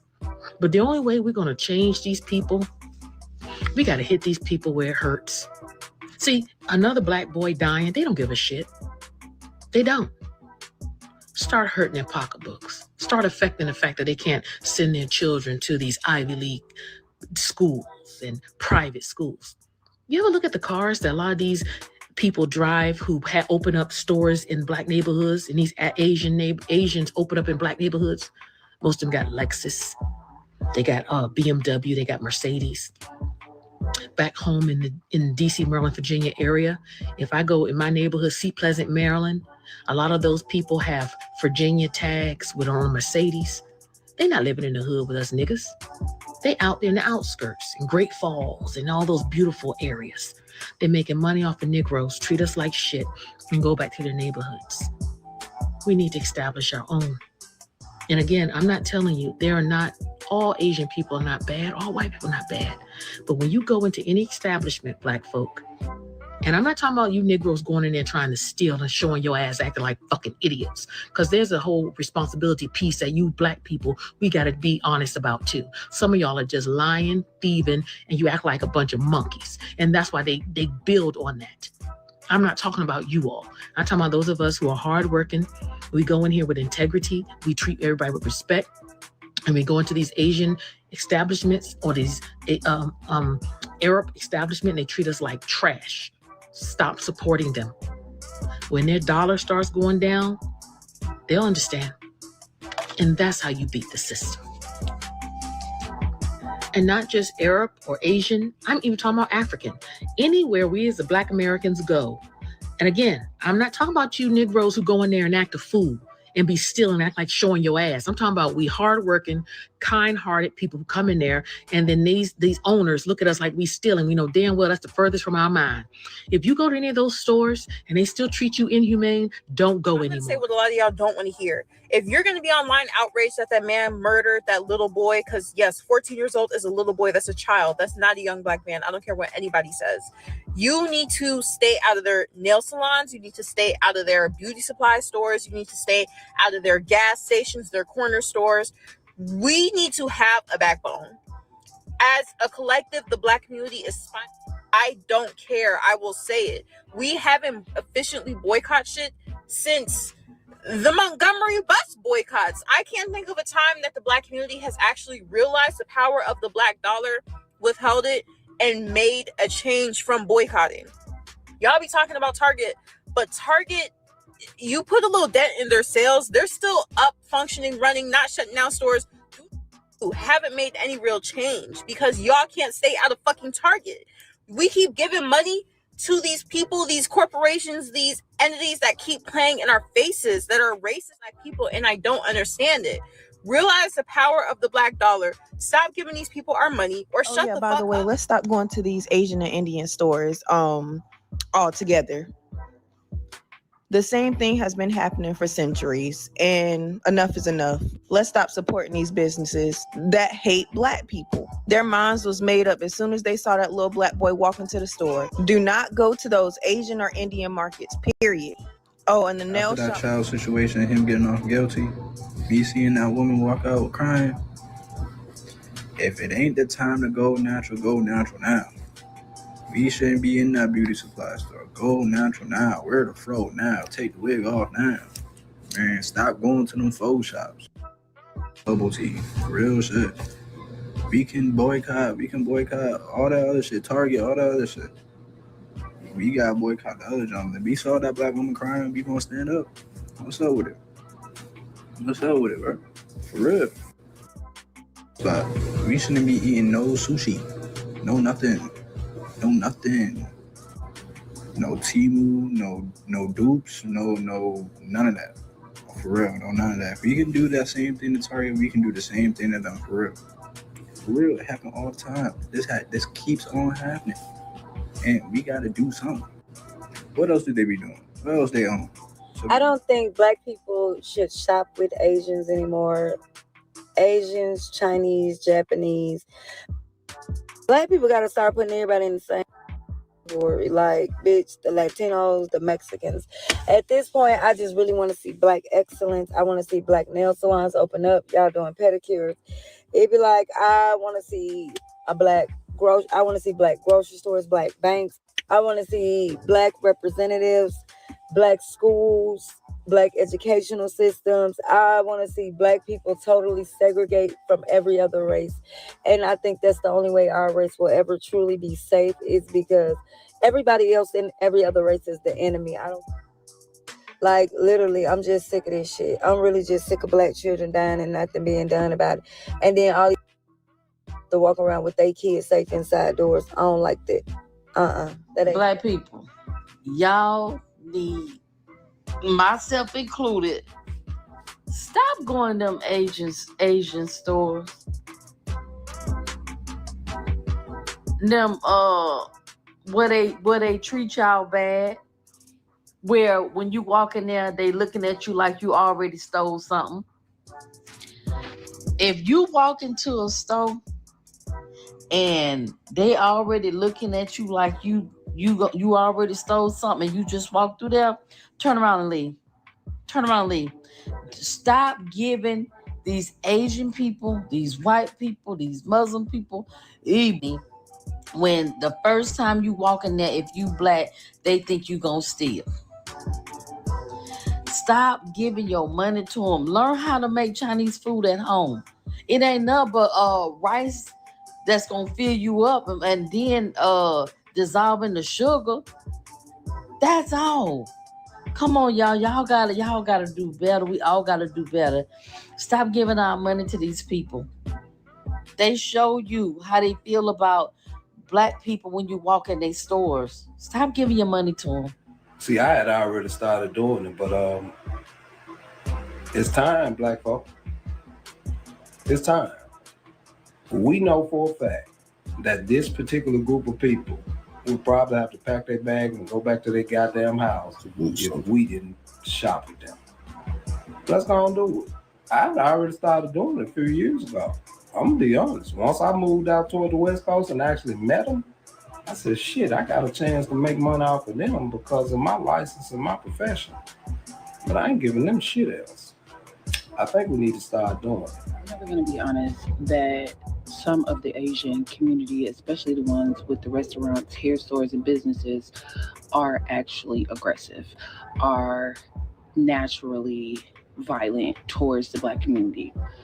And they specifically have all of their businesses in our neighborhoods because the white demographic will not allow them to integrate and take over their spaces. And this has happened since Jim Crow, since they were able to come over here and get these specific visas. And I'm not saying everybody, but what I am saying is that every single Asian, Korean, beauty store, convenience store, liquor store, anything that they've ever had, restaurant, whenever I have walked in there, nail shop, I have always been profiled, I have always been followed around, and I have always been deemed the aggressor, but I've never been treated with kindness, I've never been treated with respect, and I never have been valued. That is the issue. Rick Chow never valued Cyrus's life. There was no way of them knowing that he had anything on his person until he left that day. And a lot of people keep saying that he stole and it was over $1. It was over absolutely nothing. And what point in society are we going to say that no one regards Black life the way that Black people do? No one sees us as humans. They still see us as animals, and we are treated as such. And these are things that they are putting in their own kids, putting batteries in their kids' backs. And they are teaching their children to shoot to kill us first before we ever can do anything about it. And like I said, I'm not saying all, but there is a lot. Don't walk your ass in none of them Chinese restaurants, 99-cent stores, any of them Asian businesses for the rest of the month. If the legal system allows that Asian man to racially profile a 15-year-old little boy and chase his ass a football and a half field long and shoot him in the back and kill him and allow him to get off with it, y'all stop investing in them businesses over there. Them businesses is in your hood. And you gonna walk over there to the Chinese food restaurant and go get you some Chinese food. How about y'all look up how to make that Chinese food and make your own Chinese food? Why are you running over there to that restaurant for convenience? So inconvenience yourself by learning how to make your own Chinese food and stay up out of their establishments for a little bit. Because the only thing that seems to not be racist is the color green. So start messing with the green. Start messing with their economy, but not stepping into their establishments for a little bit. Love and appreciate y'all. Keep your ass out establishments for a little bit. Peace. Oh yeah, by the way, let's stop going to these Asian and Indian stores altogether. The same thing has been happening for centuries, and enough is enough. Let's stop supporting these businesses that hate Black people. Their minds was made up as soon as they saw that little Black boy walk into the store. Do not go to those Asian or Indian markets, period. Oh, and the nail shop. All I'm gonna say is this, Black people, if we can take Target down, a corporation, we can take these corner stores down. Cause in my lineage, my granddaddy owned a liquor store, a gas station, and a corner store. So it looks like we need to go back to our roots. Take them down. Stop spending your money there. If we can take Target, we can take that easily. I think The most disappointing thing of this Rick Chow verdict is obviously watching history repeat itself with, like, it just reminds me of the murder of LaTanya Harris and how she was murdered by that Korean store owner with a sawed-off shotgun in the 90s. And it's happened again. And this time we have even less rights than we did before. It really is disappointing after all this time. We've progressed in so many ways, but in so many ways, and in more ways than not, we're still exactly where we've always been. And that is like a sobering thought. You know what I mean? And you know what I'm thinking about too? Like, people are talking about boycotting Asian-owned businesses. They own a lot of businesses that we need, especially Black people. They own a lot of laundromats. They own a lot of dry cleaners. They own a lot of supermarkets, beauty supply stores. And the beauty supply stores is especially tough to get into because the vendors and the manufacturers are also Asian-owned. So if you guys want to talk about real change, let's get to the root of the issue. If we want to stop supporting their businesses, we need businesses to substitute that with. I've never been a fan of going into those Asian corner stores, beauty supply stores, just off the strength that you ain't gonna be looking at me stupid. So it's nothing for me to go. It's crazy how there's a deep-rooted hatred towards Black people in the Asian American community, and white Americans are literally the ones who put Asian Americans in internment camps. Relocating 120,000 men, women, and children to internment camps, resulting in a death, they're saying, between 2,000 and 5,000 people. But some believe that the death rate is actually a lot more. But my thing is this: how does the hatred in the Asian American community turn back around on Black folks? It's crazy. Because when you go back in American history, Asian Americans were forced to be in Black communities because white Americans did not want them in their communities. So their stores, their food shops, all their businesses that were generating money was in Black communities. Black people held them up through the entire history in American history. But they are one of the largest groups that want to participate in the modern minority behavior and join in on white supremacy by attacking Black folks, disrespecting Black folks, and even taking the lives of several new beauty recommendations, because when I say that I am never touching an Asian American owned brand again, I'm not touching any Asian owned brand ever again. I don't want this shit in my house. Let me make that shit very clear. I don't want Asian owned anything at all. I don't want shit in my house that belong to y'all. Oh my God, I don't want shit that belong to y'all in my house, right? Oh, I don't want shit. So I need new recommendations, because y'all don't need to be selling shit to Black people. Y'all don't need to be selling us hair care products. Y'all don't need to be selling us technology. Y'all don't need to be selling us and then ask us to take a receipt.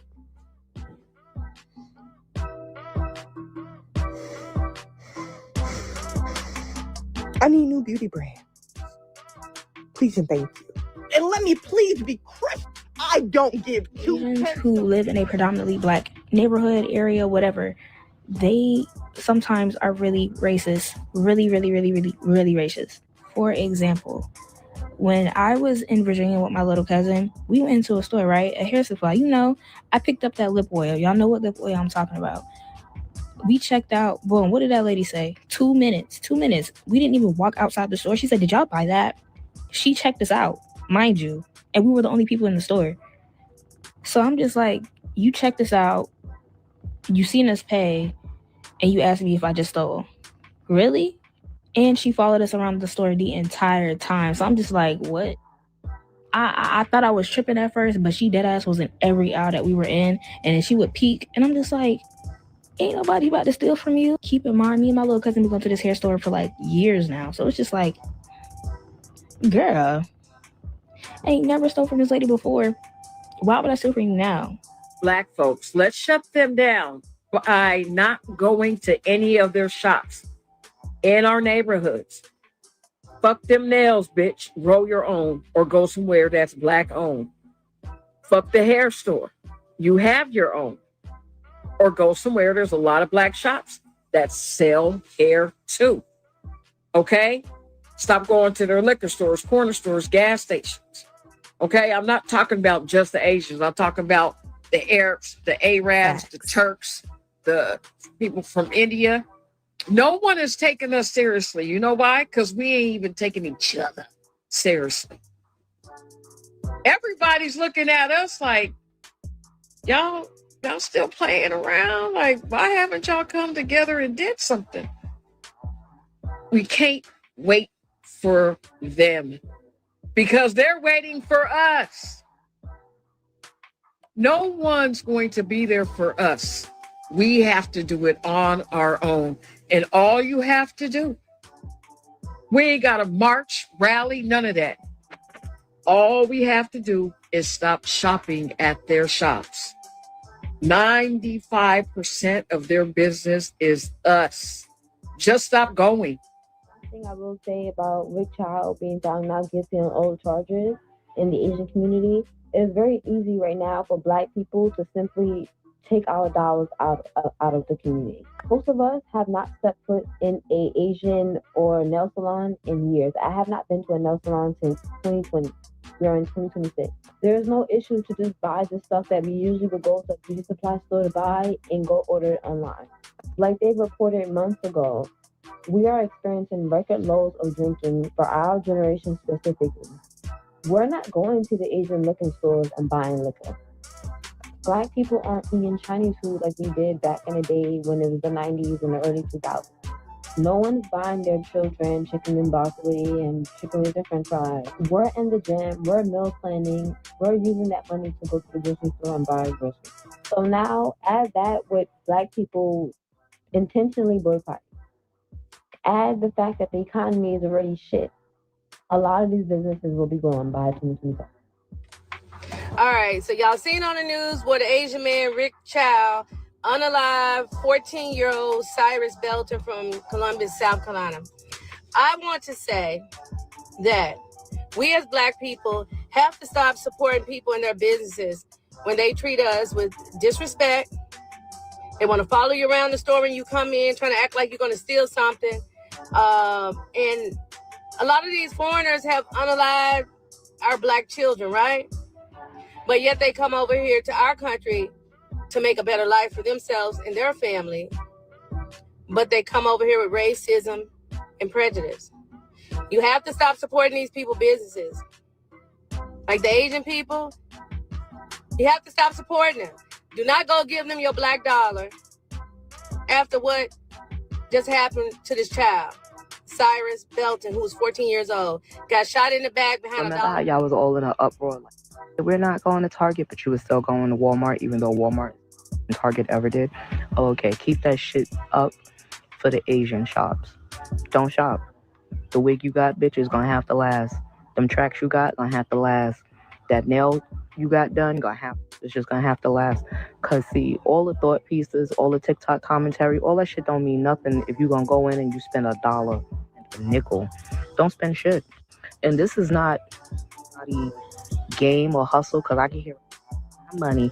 There it is, bitch. So what's your money got to do with anything? Thing is he gonna be able to just go open the gas station back up? Or somebody said in the comments that the gas station is back open. I don't believe it because I don't know. Because I seen it boarded up. But this is my thing. This is to my Black people. Y'all see what's going on. He'll go open that gas station Friday. And my Black people will be right up in that gas station supporting them. Another man just said this. We need to stop supporting them. Okay? We need to stop going in their gas stations. We need to stop going in their hair stores. We need to stop going in their nail salons to get treated like this. Clearly, we can see that this is wrong. Stevie Wonder can see that this is wrong. Ray Charles can see that this is wrong. And y'all let this man go. A life is a precious thing. It's a beautiful thing. And we want to live as long as we can. Not somebody stealing your life and taking your life from you. This is wrong. I'm telling y'all, I understand that you may need cigars or whatever it is that y'all do every day. But people like this, we really need to stop supporting. Y'all ran after this child. This child was trying to get out of harm's way. He was afraid. Come on, bro. That man should have got some type of time. And did y'all hear that mother when they said not guilty? Y'all heard her just kind of bust out like, oh, that hurt that lady's soul. Right is right and wrong is wrong. And this is wrong. Hugs and love. Y'all be blessed, J-Lo. I'm praying for his family. I know many of us are outraged, as well we should be, over the not guilty verdict in the Cyrus Belton case. But listen, calls for burning down those stores is not the way to go. We have to play chess, not checkers, like our ancestors did. That's why we are here right now. Because as much as you all disrespect our ancestors by saying, I'm not my ancestors, they knew strategy. Right. And again, that is why we are here looking at each other. What we need to do is we need to suffocate those non-Black American-owned businesses that are in our community. People who open up businesses in our communities who hate us, but we patronize them and reward their hatred by supporting them and enriching them. Stop doing that. If you burn anything down, they have insurance. That's putting money in their pocket. Also, that is arson. And what that will give this regime an excuse to send in militarized police forces and the Armed National Guard into your communities. That's what they have been wanting ever since this last election. Let's not give them what they want. The best and most effective way to combat these injustices is, again, to drain these businesses of their money. And then number two, go and vote whenever possible. Those are what we need to do. Again, you all, think strategically and think long term. And the gag is, if y'all so scared of us and y'all don't like us, then stop putting your stores in our neighborhood. I'm talking about hair store, nail salons, liquor store, everything you own. Go put it in the neighborhoods of the people you love so much. But the gag is, they don't want you over there because they're going to look at you how you call yourself looking at us. You in our space. Go somewhere else. Create your own space. Yeah, it's that type of time with us right now. But you can't go over there because they don't want you there. Yeah. If you are a Black person and you are not boycotting Asian-owned businesses, I don't want you around me. I don't want you in my community. You aren't a part of what I'm trying to do, and I need you to exit stage left very quickly. Understand? And I don't even do the social media shit no more because I'm over it. I'm over all the racism. I'm over all the comments. I'm over all this, that, and the third. But this verdict, this Mr. Chow and Cyrus verdict, at this point, if we are not all standing on business, if we are not all walking in the same footsteps, going by the same codes, we can dead this shit. At this point, stop shopping at any businesses that are not ours. They don't care about us, but we keep giving them our money. We keep lining our pockets. Meanwhile, we don't even like each other. Oh, Black-owned businesses are this, that, and the third. It doesn't fucking matter at this point. It doesn't matter. And all that bullshit that y'all spewing about how Black men hate Black women and that shit don't matter right now. A man just got away with murdering a 14, 15-year-old child for doing nothing. He didn't even steal anything. If we are not walking on the same code out of the community, if you walk your Black ass in an Asian-owned business and you spend your Black ass money at an Asian-owned business, get of the community, period, point blank. There is no conversation to be had. There is no discussion. And if you feel like you need to discuss, problem, understand, we don't have no allies. They out here playing target practice with us because they think we stealing. It's okay to do that. If you step your Black ass in an Asian-owned business, community, point blank, period. Right now, if we are not walking in the same footsteps, we are not together. This shit, I don't know what it's gonna take for our community to understand that we might not like each other at times. We need each other. We should be pooling our money in our community. They shouldn't get to walk away with our lives and no guilty verdict. If you step your Black ass in an Asian-owned business, get community. Period, point blank. Ain't humans to be had in this bitch. My hair not even done. Step your ass out of the community. if you can't give up the beauty supply stores, if you can't give up the corner stores, if you can't give up the dollar stores, step your ass out. Your weak ass. If you take your black ass, matter of fact, if you see a black person come out of an Asian-owned business, beat their ass. How about that? Y'all, I'm trying to stop this bitch. I'm calling for the blackout of all Asian businesses for foundational Black Americans. A boycott means that we have room to negotiate. A blackout means no more. All Asian businesses are now on the blackout list for all foundational Black Americans. Do not go to their businesses. Don't go to their nail stores. Do not go to their hair supply stores. Do not do any business with Asian people anymore forever. This end of any type of relationship that we could have possibly had. There is no negotiation. There is no talks. There is nothing.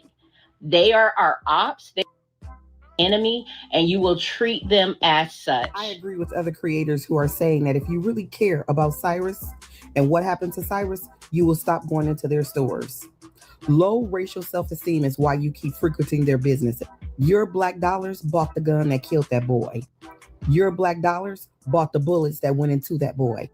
You buy their homes, you buy their cars, you put their kids through college, and all you get back in return is shrimp fried rice, hair weave, and coffin nails. There will be another Cyrus because y'all can't stay out of their businesses. There will be another Cyrus because you all will not train your kids not to go inside their businesses. There will be another Cyrus, and there will be another Latasha Harlins because you all have low racial self-esteem and you don't care how they treat your people. Enough to get them up out of your neighborhoods. They don't even respect you. Looks like the way they're doing is they're only letting certain people, a certain number of people in the store. And yeah, there's a long line. There's more people. There's more ladies out there looking for the 50% sale than protesters. So basically, we're not fighting for better rules. We're fighting for hair. Hair.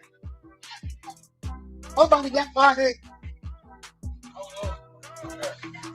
We're here for you, sister. We're here for you. Thank you, Queen. We're here for you. We standing for the black woman. Look, we don't want you to stop our system. That's why. That's right. And we stood up. We still I don't want this is counting like 5 protesters and no,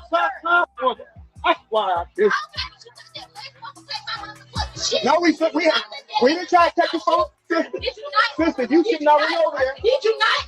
I walked my ass in the Did you not?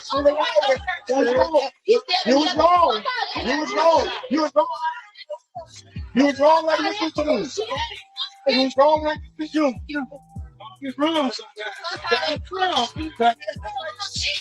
Obviously, protesting.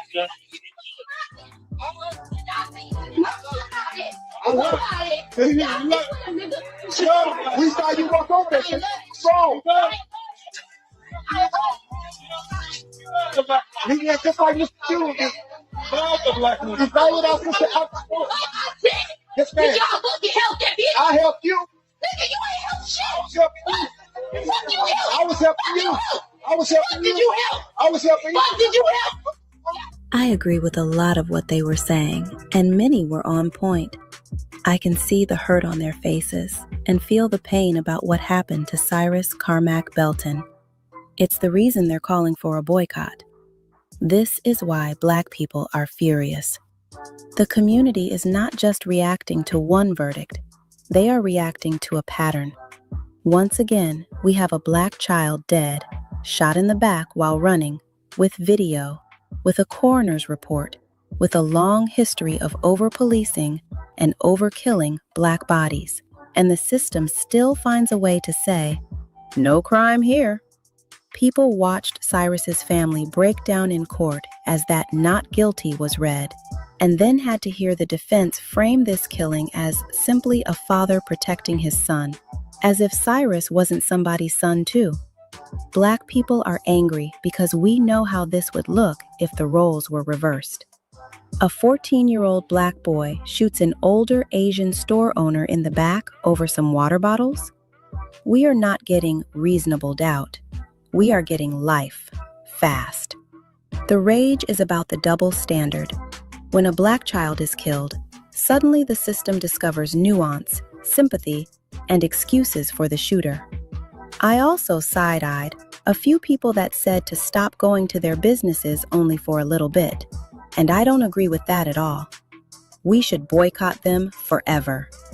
And let's talk about why Black people, especially Black women, keep going back to Asian-owned stores even after getting disrespected or straight-up abused.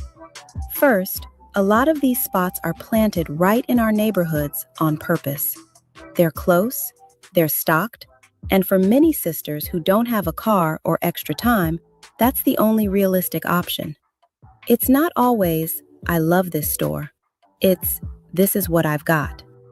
Second, we've been conditioned for generations to swallow disrespect just to survive. From slavery to Jim Crow to racist bosses and landlords, we were taught, take it and keep moving. That mentality shows up when a Black woman gets beaten in a beauty supply store and business is back to normal a week later. As you can clearly see in this particular video here, all the Asian people have to do is put 50% off and Black women are sold. Shaking my head. Sadly, if it's not affecting them personally, they don't care. Third, we don't always move as a unit. When Target did something we didn't like, it was easy to say, I'm done, because Target isn't the corner lifeline. But that beauty supply or corner store, that's your last-minute hair run, your quick food run. Without a real, organized, long-term boycott and real alternatives, people slide back into old habits. Fourth, these stores control a lot of what Black women use to feel presentable. Wigs, braiding hair, lashes, nails, all of it. When your confidence is tied to products they control, some will endure disrespect just to get what they think they need to look a certain way. We can do our own nails, whether they're press-ons or acrylics, buy our hair and lashes from Black-owned businesses. We've been programmed to trust everybody's business but our own, to see non-Black stores as more legit, even when they spit on us, punch us, and call us thieves. If we really want to leave them alone altogether, we need 3 things. More Black-owned stores, more discipline to stick to a boycott even when it's inconvenient, and enough self-respect to say, if you put hands on us or treat us like animals, you will never see another Black dollar from me again. Point blank, period. We have to stand up, stand on it, and mean it this time around. Boycotting the fit. We're standing on business. Black dollar strong. The E-Way supporting Black business. production. Keep our money close. Stop feeding disrespect. Our lives matter, and we demand respect. A young Black teen gone in the pain, still fresh. Too many times we seen justice laid to rest. We fed up, tired, and we're calling for change. No more spinning where they treat us strange. If you lie, if you harm, if you think we'll forget, we remember every wound, every threat, every regret. So we building our own, we're moving with pride. Black owned all day, we gon' organize. Boycotting unfair, we're standing on business. Black dollar strong, we supporting Black business. Keep our money close, stop feeding disrespect. Our lives matter, and we demand respect.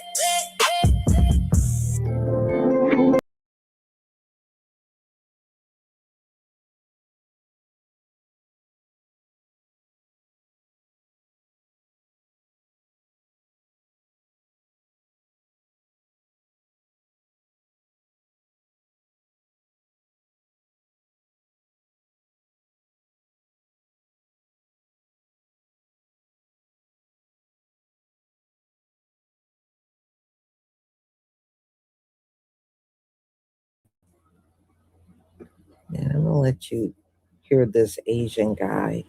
And all this does, just listening to him, all it does is it turns me off to the point where, yeah, I'm going to go beyond and above not to go near any of your shops after what this dude did. And of course, they get on that. Oh, don't blame us all for what one man do. But you know what? When one of us do something wrong, you blame us all. So I think it's about time y'all get that same treatment in return. That's how I see it. You let one person step out here and do one thing wrong, all of a sudden it's the whole Black community's fault. It's everybody in the Black community at fault. So, hey, back at you, bitch. So if you can do that to us, we should have no problem doing that back to you. I think it's high time we just do it right back to them. You know, I don't have time to figure out which Asian is okay and which one is not, or which white person is okay and which one is not. I don't have time for that. So the way I see it, you can bet I'm going to boycott. I'm definitely going to do it. All right. Please give me a 1 if you can see my screen.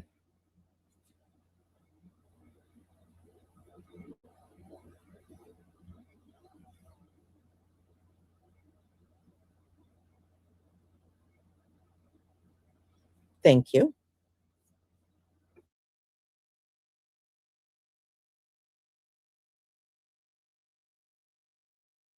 I love when the Black community says, let's boycott Asian businesses. Please do. We'll get rid of the Chinese takeout, the dry cleaners, the laundromats. Let's get rid of the liquor stores as well. Get rid of the Jordans you guys wear, the Nikes you wear, the shower caps, the Hondas, the Hyundais, all your car electricians, the electronics in your house, the Sony, the TV system, your sound system, the microphones that you guys use to rap and speak about awareness for the Black culture and the hip hop culture. Where do you think that's made? That's made all in Asia. And here's another thing for you guys. You guys want us to leave the neighborhood so bad? Oh, Asian people are in our neighborhoods? We're in white neighborhoods. We have our own Chinatown. We have our own Koreatown. You think we really need you guys to benefit off and make money? A lot of us do. Okay, first of all, he's full of shit. They are not in white neighborhoods in big numbers with their businesses because white people don't want these Asians in their business. Yeah, it might be a Chinese restaurant here and there, but for the most part, y'all are primarily in the quote unquote Black community. That's where you are. You are not in big abundant numbers in white communities because he's trying to make the claim that they are. They're not. There are, when I was growing up, we went to dry cleaners and they were always, especially in the hood, they were always our people that owned the dry cleanings. Okay. If you wanted anything, yep. The bakeries were, all of the bakers around us, they were Black people. So I don't know what he's talking about. Oh, we own the liquor stores. I don't need to go on no Asian owned liquor store. There are plenty that are not owned by Asians, and some of our people even own those too. Come on, man. You know, he seems to think, oh, y'all really need us.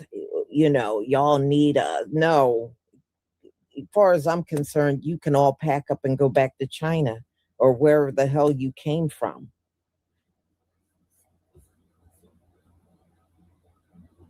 Okay. And never forget, we are the real true inventors, y'all. We have invented even before these folks. Don't ever make you think that they invented or came up with everything, because these Gentiles all tend to do that, but they didn't. When you go back in the history books, even many of our inventions are made by Asians. Always remember that. All right, let's go on.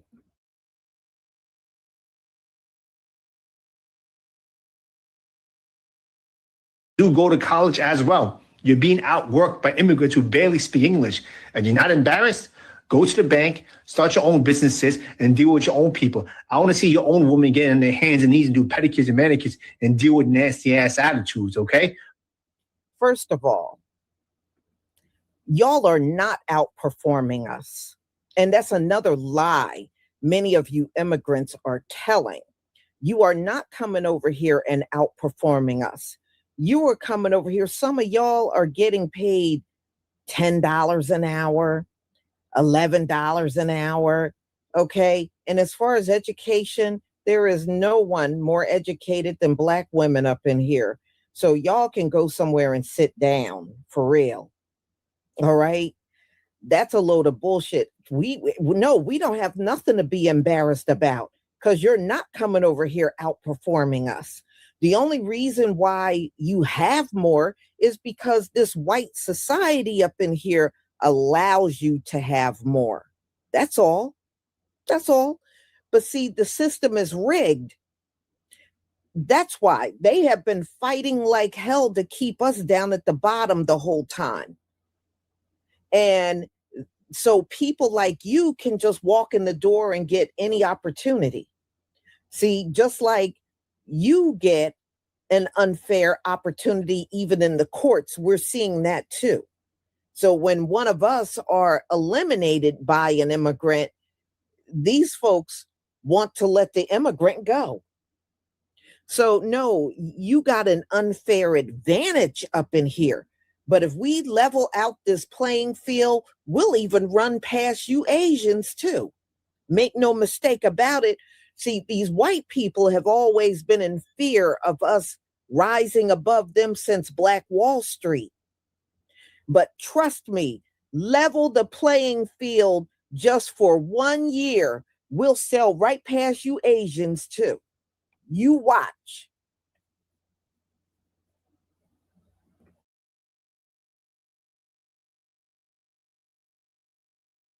Please boycott Asian business. I'm all for it. So my people, these folks really out here trying to test our gangster as Black people. Are we gonna let them do that? Watch this. I love when the Black community says, let's boycott Asian businesses. Please do. We'll get rid of the Chinese takeout, the dry cleaners, the laundromats. Let's get rid of the liquor stores as well. Get rid of the Jordans you guys wear, the Nikes you wear, the shower caps, the Hondas, the Hyundais, all your car electricians, Y'all give them 1 month of not having the same revenue. Give them 1 month. Fools like him will be back on videos crying for us to come back in them stores. You watch. We will break him. We will break him. I don't wear Jordans. I don't wear Nikes. I don't drive a Hyundai. Okay, or these cars he's talking about. I don't drive those cars. And as far as shower caps and stuff, I don't have to buy no shower cap from no Asian. So, he can miss me with all the stuff he's talking about. And people don't need new things like the stuff that he mentions. A lot of us already got these things in our household that he's talking about.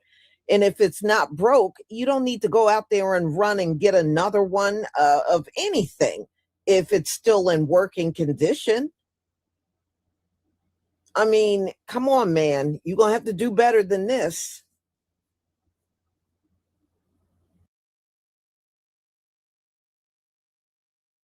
The electronics in your house, the Sony, the TV system, your sound system, the microphones that you guys use to rap and speak about awareness for the Black culture and hip hop culture.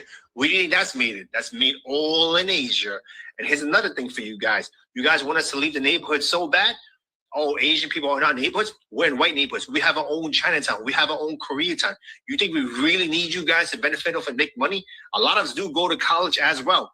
You're being outworked by immigrants who barely speak English. And you're not embarrassed? Go to the bank, start your own businesses, and deal with your own people. I want to see your own women get on their hands and knees and do pedicures and manicures and deal with nasty ass attitudes, okay? Please boycott. See, dude don't know the history of Black Wall Street. We've already gone to the bank and started our own businesses and did everything ourselves. We already been there and done that. And my thing is, why ain't you in your own country trying to be big and bad? Why are you being big and bad over here? You could have kept your ass at home. What you flee your country for? Go back home and be big and bad and do good in business. Nah. No, you over here because you know where the money is. All right. And you get led into our communities to set up shop. And many people within our communities, the system's so badly rigged, can't get loans to open up businesses. They'll do everything to block us from opening up a business because you know what? We had Black Wall Street. They already know what we can do. They already know. And dude, you talk like we have been in the state that we're in forever. No, go look at Black Wall Street. You haven't even outperformed Black Wall Street. You Asians have not even outperformed Black Wall Street over here. Okay, and let's just get that point out there. Wow, you really think all you're doing is really sealing the deal on your boycott by running your mouth like this online. So it just goes to show you there's no humbleness in these people at all. So they're here for pure greed. If he was about something, he should have stayed in his country and started all these businesses and everything and do it over there. We never needed you. We never needed any of you in this country. Let's go on. Asian business, I'm all for it. Aside from the two facts, one, the fact that it wasn't about boycotting China or Asian businesses from overseas, it was boycotting the ones that we patron often, the laundromats, the liquor stores, the restaurants, yada, yada, yada, within the United States. And two, this take is clearly ahistorical and him not understanding why Black people hadn't been able to put those things in our neighborhoods that Asian people were allowed to, and why that happened the way it happened. So not only does he minimize who Black people are, disrespect the work and efforts that we put forth that allowed him and his people, as he called non-English speaking immigrants, to come in here and thrive. This video just gave me more incentive to boycott their businesses because they know exactly the truth. They know exactly what this has been, and he's literally saying what they think.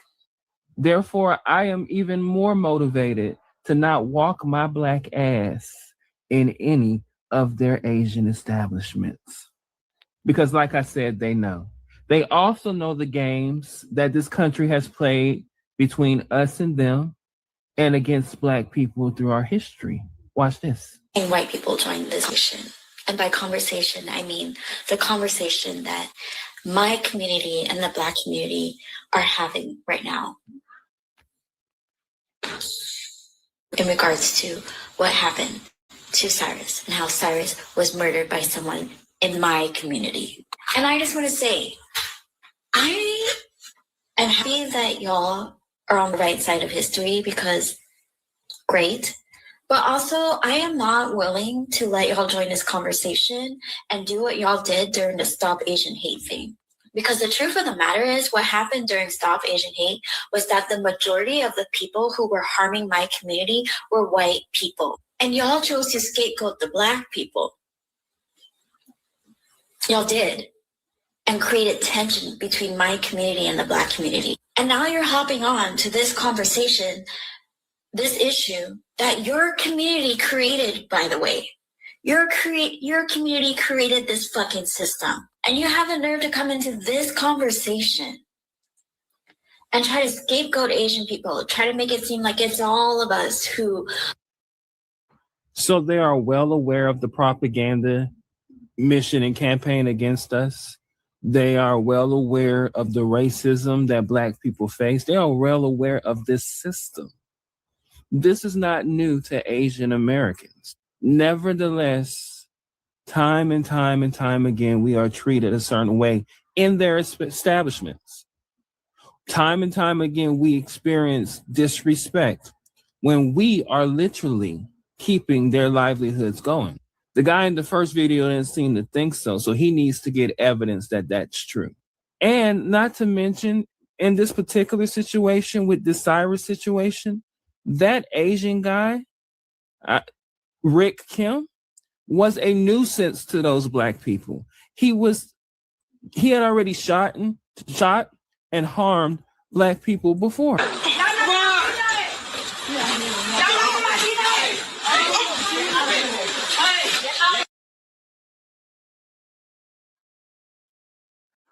Rick Chow. Nevertheless, like I said, I am more incentivized by all of this to boycott Asian businesses. It's time for us to stop allowing people to play in our faces and we just tuck our heads down and continue to accept the abuse, mistreatment, degradation, and disrespect. Our ancestors would not have taken this long. We have so much access, so much ability now to build networks and do our own shit that we don't need their shit. So boycott Asian businesses. I damn sure am. And while we added athletes, y'all might as well also go to HBCUs and fuck them SEC schools as well. Let's show these people we stand on fucking business since they want to test our gangster. I love when the Black community says, let's boycott Asian businesses. Please do. Very good. We can show you better than we can tell you. See, I had already started doing it, but it's time, Black folk. It's time. We know for a fact that this particular group of people would probably have to pack their bags and go back to their goddamn house if we didn't shop with them. Let's go and do it. I had already started doing it a few years ago. I'm gonna be honest. Once I moved out toward the West Coast and actually met them, I said, shit, I got a chance to make money off of them because of my license and my profession. But I ain't giving them shit else. I think we need to start doing it. Oh yeah, by the way, let's stop going to these Asian and Indian stores all together. The same thing has been happening for centuries, and enough is enough. Let's stop supporting these businesses that hate Black people. Their minds was made up as soon as they saw that little Black boy walk into the store. Do not go to those Asian or Indian markets, period. Oh, and the nail shops are next. Enough of that. Boycott the Asian stores. Enough of that. That man has shot 3 different Black people over shoplifting. Nobody should be shot or either killed over out the white Caucasians because they don't do it. It's us. Black people keep their stores open, not the white people, not the Mexicans. This is a public service announcement for all the Black Americans. Yeah, the Asians out there is talking hot shit right now. And since we can't really tell which one of them is Chinese, Japanese, Vietnamese, Taiwanese, or Korean, we just gonna boycott all their ass. So going forward, for the next at least a couple of months till these motherfuckers really feel it and they coming back crawling for mercy, yeah, we ain't getting no more nails, no more fucking wigs, none of that bullshit Korean facelift bullshit they got on here. Whatever the fuck they selling, we ain't motherfucking buying it. We ain't going to their liquor store. We ain't going to their beauty supply store. It's plenty of Black-owned beauty supply stores, liquor stores, doctor's offices, nail techs, all that shit to go around to pay our money to our motherfucking people. Have y'all seen the video of the man daring the Black community to boycott Asian businesses? And he's basically saying, like, y'all can't, y'all need us. And I saw in the comment section on this video, a lot of people were like, challenge accepted. And I'm kind of hoping deep in my heart, this motivates the Black community to get on their grind. Because a lot of people don't seem to think that we have things. Could it be better? Yes, we definitely have to work harder to get a foothold in these marketplaces. But I'm from Detroit, right? I grew up in Detroit. So there are a lot of Black-owned gas stations in Detroit. I don't think Davis Brothers still own that Shell on Outer Drive. I used to love that gas station because I could take my car there and get service, no problem. But I do know he owns like that tow shop across the street or something. But there are, Express Quick and Lube Auto Repair, Ace Petroleum, the Sicko gas station. We have cleaners, Black-owned cleaners, y'all. Most of your grandmas and coworkers are seamstress. That's their side hustles. I've been talked about how Black women dominated the beauty space for a long time, and it was kind of taken over by other communities. We do have, again, tailor shops. We have Black-owned banks. We have Black-owned liquor stores. We don't have like a Black-owned like TV brand like they do. A lot of our electronics do come from Asia, so they get that on lock, okay? So he kind of right when he say you need us for certain stuff because they making sure they right, which you can't be mad at. But, that's the opportunity, y'all. Somebody get in here. See, I look at that differently. Even if they do have all the brands, you don't need no damn TV every day. Okay, if we're talking about everyday items, most of us, once we got TVs in our houses, those TVs are there for years. These TVs sometimes are in your house for a couple of decades. Okay, that is not something that you need to go out and buy all the time. Most of us get TVs and shoot, I still got one that works in my house and I've had it since the damn 80s and the TV still works.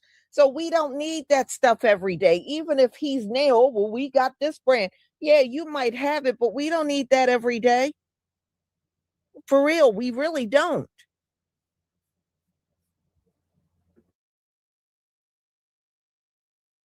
Manufacture something here on American soil made by Americans. I don't even think America has its own like brand for technology that makes TVs and stuff like that. At least I don't think so. We do have the phones, like Apple or whatever, but it'd be nice if, somebody who's a Black American can get into that market. But let's watch the video, y'all. Let's boycott Asian businesses. Please do.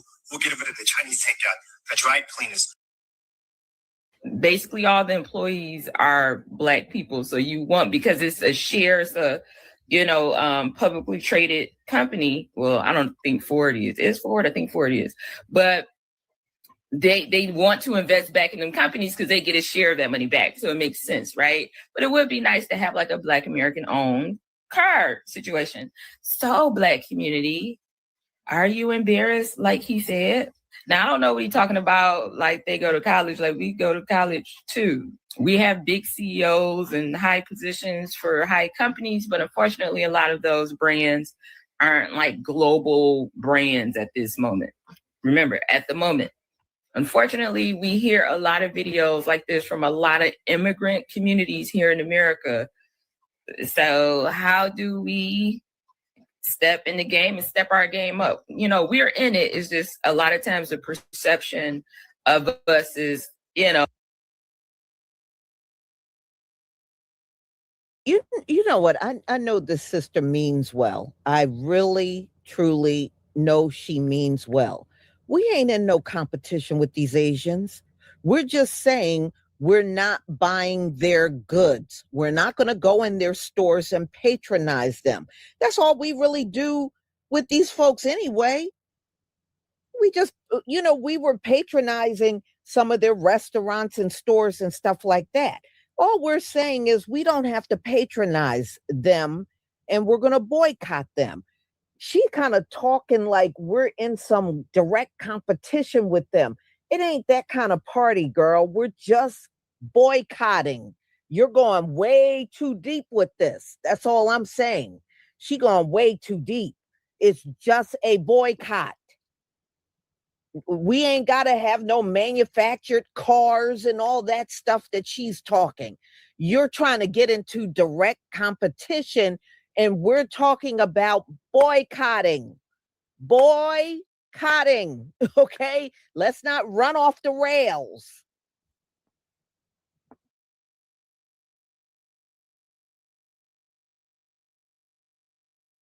Misconstrued because of TikTok, I see a post of a young gentleman saying people all over the country are boycotting Asian hair stores and Asian nail salons because of what happened to Cyrus. The most liked comment said, "Why punish other businesses that had nothing to do that?" And my response to that is very simple. Because I can't look at the color of your skin to determine whether you're friend or foe. For years, y'all have looked at the color of our skin and looped us all as criminals, as has-beens. We ain't gonna never be nothing and we are tired. But when we do it to you, it's a problem. But Drea, we're not all like that. And I understand that you're not all like that. But I am not willing to walk into another store or into another business that don't have somebody that look like me to find out that you're not one of the cool ones. What do? We stop going to all of your establishments. We start supporting our own, period. I'm about to start putting together a series of Black Wall Street Zooms that is free, that is for everybody in the Black community that can come and start learning about resources in your area for you to support your own people. And I know that there's an app out there that you can go to. I'm not talking about no app.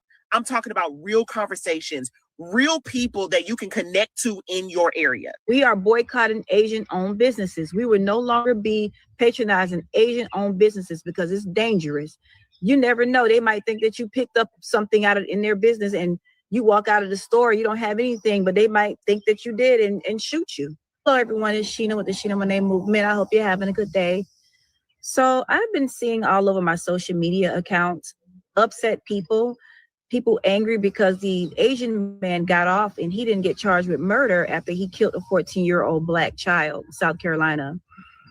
As you all know, my channel is a history channel and I talk about history. This is just history repeating itself.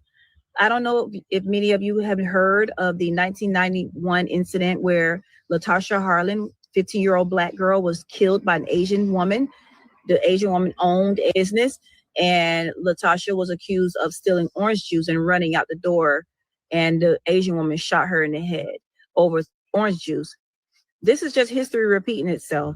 The bad thing about us as Black people, we hear about stuff like this and then we get angry and we start saying boycott, and then some time goes by, we forget about the incident and we're right back patronizing these people who don't care about us, patronizing their business. Asian businesses are patronized by Black people mainly. We're the ones who keep them in business. We give them all of our money. But if they're going to be out here killing our children, we need to stop patronizing their businesses. We need to boycott Asian-owned businesses as Black people. A bottle of water, that's what the young man that lost his life over. The Asian owner thought that he stole a bottle of water and he chased him down and shot him. That's wrong. Imagine what that mother is feeling. We need to stick to our guns this time. We're going to boycott the Asian-owned businesses and don't start back supporting them. Stop supporting their businesses. That's the only way they're going to start respecting us. This right here proves to you they don't respect us. They do not respect Black people. It should be enough to tell the Black community that we are not respected by them. We give them all of our money. We patronize their businesses. They're successful because of us, but they don't care about us. Wherever you are, wherever you're living, in whatever city you're in, comment below and tell us any Black-owned businesses that you know about, any Black-owned nail salons, any Black-owned grocery stores, Black-owned beauty supply stores, so we'll know where to put our money, where to take our dollars. We need to start keeping the dollars in our own community because these people do not respect us. 2026, a young Black child still getting shot in the back. Like nothing has really changed. That's history repeating itself. And this is why I do what I do. This is not new. This has happened before. The worst part of it all, he's not even getting charged with murder. The 14-year-old's mother walking out of the courtroom in tears. Do you think the man who shot that 14-year-old child cared about that? No, he didn't care. He was just happy that he didn't get charged. This should be enough right here to tell the people in the Black community, stop patronizing Asian-owned businesses. We're the ones keeping them in business. They don't patronize Black-owned businesses. They don't care about us. They have no respect for us. They would kill our children in cold blood. That should be enough for us to say, let me just start sticking with my own people. That should be enough to tell us that. Do not patronize those businesses anymore. It's time for us to start sticking together. It's time for us to figure out what we're going to do as a Black community, because it's too much going on right now. Things are getting worse. For that man to kill a 14-year-old child and not be charged with murder, that is terrible. That's terrible news. Share this video. It's time to be careful and start supporting your own people. Thank you so much for watching. Rest in peace to that young man, and I send all of my condolences to his family. So look, check this out. I've been paying attention to the comments. You know, I reply to as many as I can. You know, but I really want this to be known right here. This is not a racist movement. Us boycotting Asian shops and stores and restaurants, this is not a racist movement, man. Now, what I feel and what I hope that is occurring is that, you know, my people is finally waking up, man. You know, there ain't nothing racist about this, man. When will enough be enough? So we just supposed to just sit back and do nothing. So we just supposed to sit back and just let each race take turns killing us. So who gonna be next? All right, we already know the whites do it. We already know, now we know the Asians do it. So who else gonna try to get their lick? So we just supposed to really sit back day in and day out and watch our people get slaughtered and don't say nothing. But soon as we get on here and get to talk about unifying, here come all these racial individuals out the woodwork talking all that crazy shit, but yet y'all sit here and talking about, hey, y'all people need to do better. But when we try to do better, y'all sit here and try to block us, laugh, and all this. You know what? Fuck them. They can try to block all they want, man. We got too much freedom, my people, to even be worried about that motherfucking shit. But this is some real shit right here, and I'm telling y'all, man, hey, listen, to all the other races that's sitting back watching, y'all know what the fuck is going on and y'all understand. So the crazy part about it is y'all know what the fuck is going on is wrong, but yet y'all still sit here and lie to y'all self and try to make it seem like it's justifiable and everything.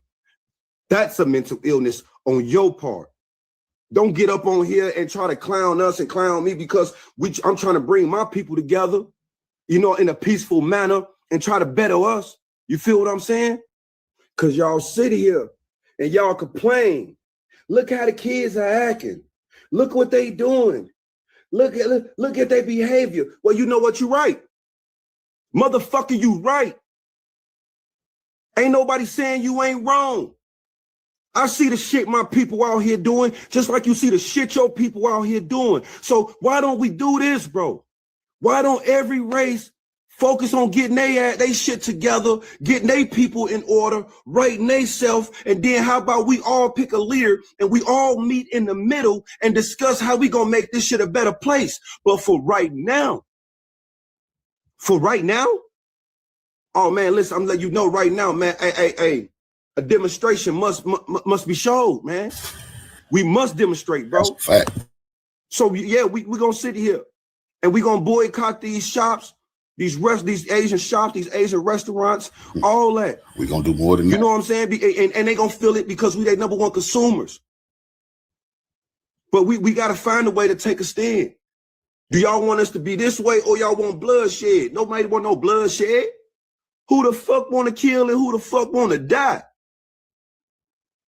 Life is too great to be out here playing motherfucking games. So what's wrong with letting an individual group, an indigenous group to this land, sit there and get their shit together? You think I don't see how my people out here acting? You don't think I think that shit is embarrassing? That shit is embarrassing. Fuck is you talking about? You think I don't see that shit? You think that shit don't make me feel some type of way when every time I turn the news on, I see a black man running down on another black man with fully automatic weapons, shooting them all in their face, 56. You don't think I don't? You ignorant ass motherfucking Americans, bro. You think we don't get tired of that shit, nigga? The blackface KKK. Hunky, whatever. You think we don't get tired of that shit? Lean the fuck back, man. You sit here, y'all complaining about the behavior, but when motherfuckers come along and try to change the behavior, do that, you'll sit here and you'll ridicule me. You'll jump in my comments and put monkey signs and all this and that. Why not jump in there and say, you know what? Hey, black man, hey, you doing right for your people, man. Yeah, hey, get them together. You need to do that. Yeah, that's what's up, bro. Y'all can do it. Don't nobody want to do that, though. But you want to sit here and ridicule a motherfucker who's trying, though. Same with my people. And you know, those be the ones, bro. My own people will be jumping in that motherfucker. Man, well, who you think you is? Don't no motherfucking body gotta listen to you, nigga. Motherfucker got too much going on in their life to be worried about this and that. Hey, bitch ass nigga, did your ancestors say that for the rights that you got, hoe ass nigga? Ungrateful bitch ass nigga.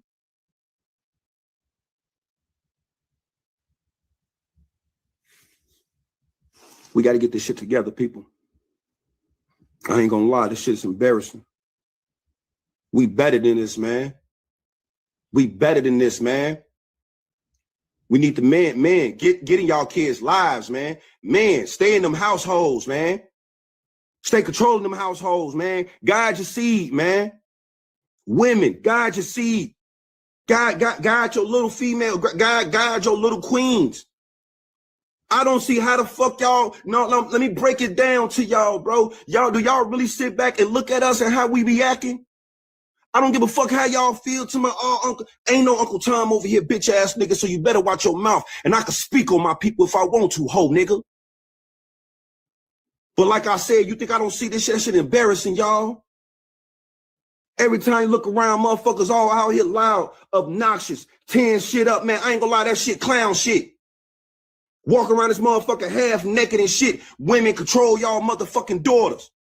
These boys out here acting crazy. Don't even respect their elders. Motherfucking fathers getting your sons' lives. Y'all motherfuckers want to sit around here and party and bullshit all day. But when it comes to them kids, y'all want to play games, man. Fuck that. Hey, man, listen, we going to start acting accordingly, man. We going to stop acting like Lord Kai citizens, because we're not. We built this motherfucker, man, from the ground up. This our shit. And y'all got to get in y'all head, bro. We're not going to get this bitch back. We're not going to dare blow this motherfucker up before we get this bitch back, man. But there's other ways to make sure that we are good. It's a new age and time, man. We could do all that. This is our shit. It was our shit. But we took too long to fight back and make it. No, it took too long. Now we got to find other avenues to make sure that we good. Hey, that's the cold hard facts for y'all. We not getting this motherfucker back, man. They will blow this bitch up before they let us get this bitch back. And I ain't talking about all white people because all white people are racist. I'm talking about the racist motherfucker that's in power. Those racist motherfuckers, you best believe, and let me tell you this, man, when they constructed this country, man, they're going to always and find a way to keep the racist people in control in a position of power. Until we come together as a whole group of people and root that shit out, it's going to keep happening. But how the fuck we going to look out for y'all? How the fuck we going to sit here and stand rightfully by y'all when we not even right? So sit back and let us get our shit right. If y'all tired of seeing this shit, why don't y'all help then, motherfucker? Why don't y'all sit there and tell motherfuckers they wrong for the shit they been doing? Hey, I keep telling y'all this, man. For all you motherfuckers that's living under a rock, everything that you see that's going on with my people, all this killing and all this and that, this was part of a plan.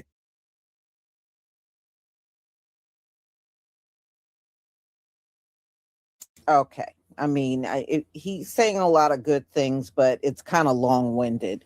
So, y'all, look, the bottom line is I will be boycotting. I will be boycotting, and for me, it's not going to be hard because I stopped patronizing a lot of their businesses years ago, especially when I had found out they were shutting Black women out of the beauty industry and blocking them from getting stores or trying to steer all the business towards their business. And they would do all kinds of little nasty things. When I found out about that, I was done with them. Okay. And that must have been, I think the last time I went into an Asian hair shop was probably the early 2000s. And I have not been in one since. And as far as my nails, I stopped getting my nails done like around 2006, because I didn't like the way every time I would take the artificial nails off, my nail beds and everything would be weak. I hated that. So I stopped wearing those nails back in 2006, and I haven't been back to a nail salon since. So for me, the boycott is going to be easy. It's going to be easy. It's going to be a cakewalk for me. But I know some of our people like their food and I seen a couple of our people like their H Mart and all that stuff. Man, you don't need none of that stuff. You don't even need their food. You don't need that. We weren't brought up on their food anyway. We, especially us where I grew up, man, we were not brought up on no Asian food. So I can live without that Asian food. Real easy. So y'all, I'm going to go ahead and conclude. Thank you so much for being here. And I want to thank Doug. Cool. Follow me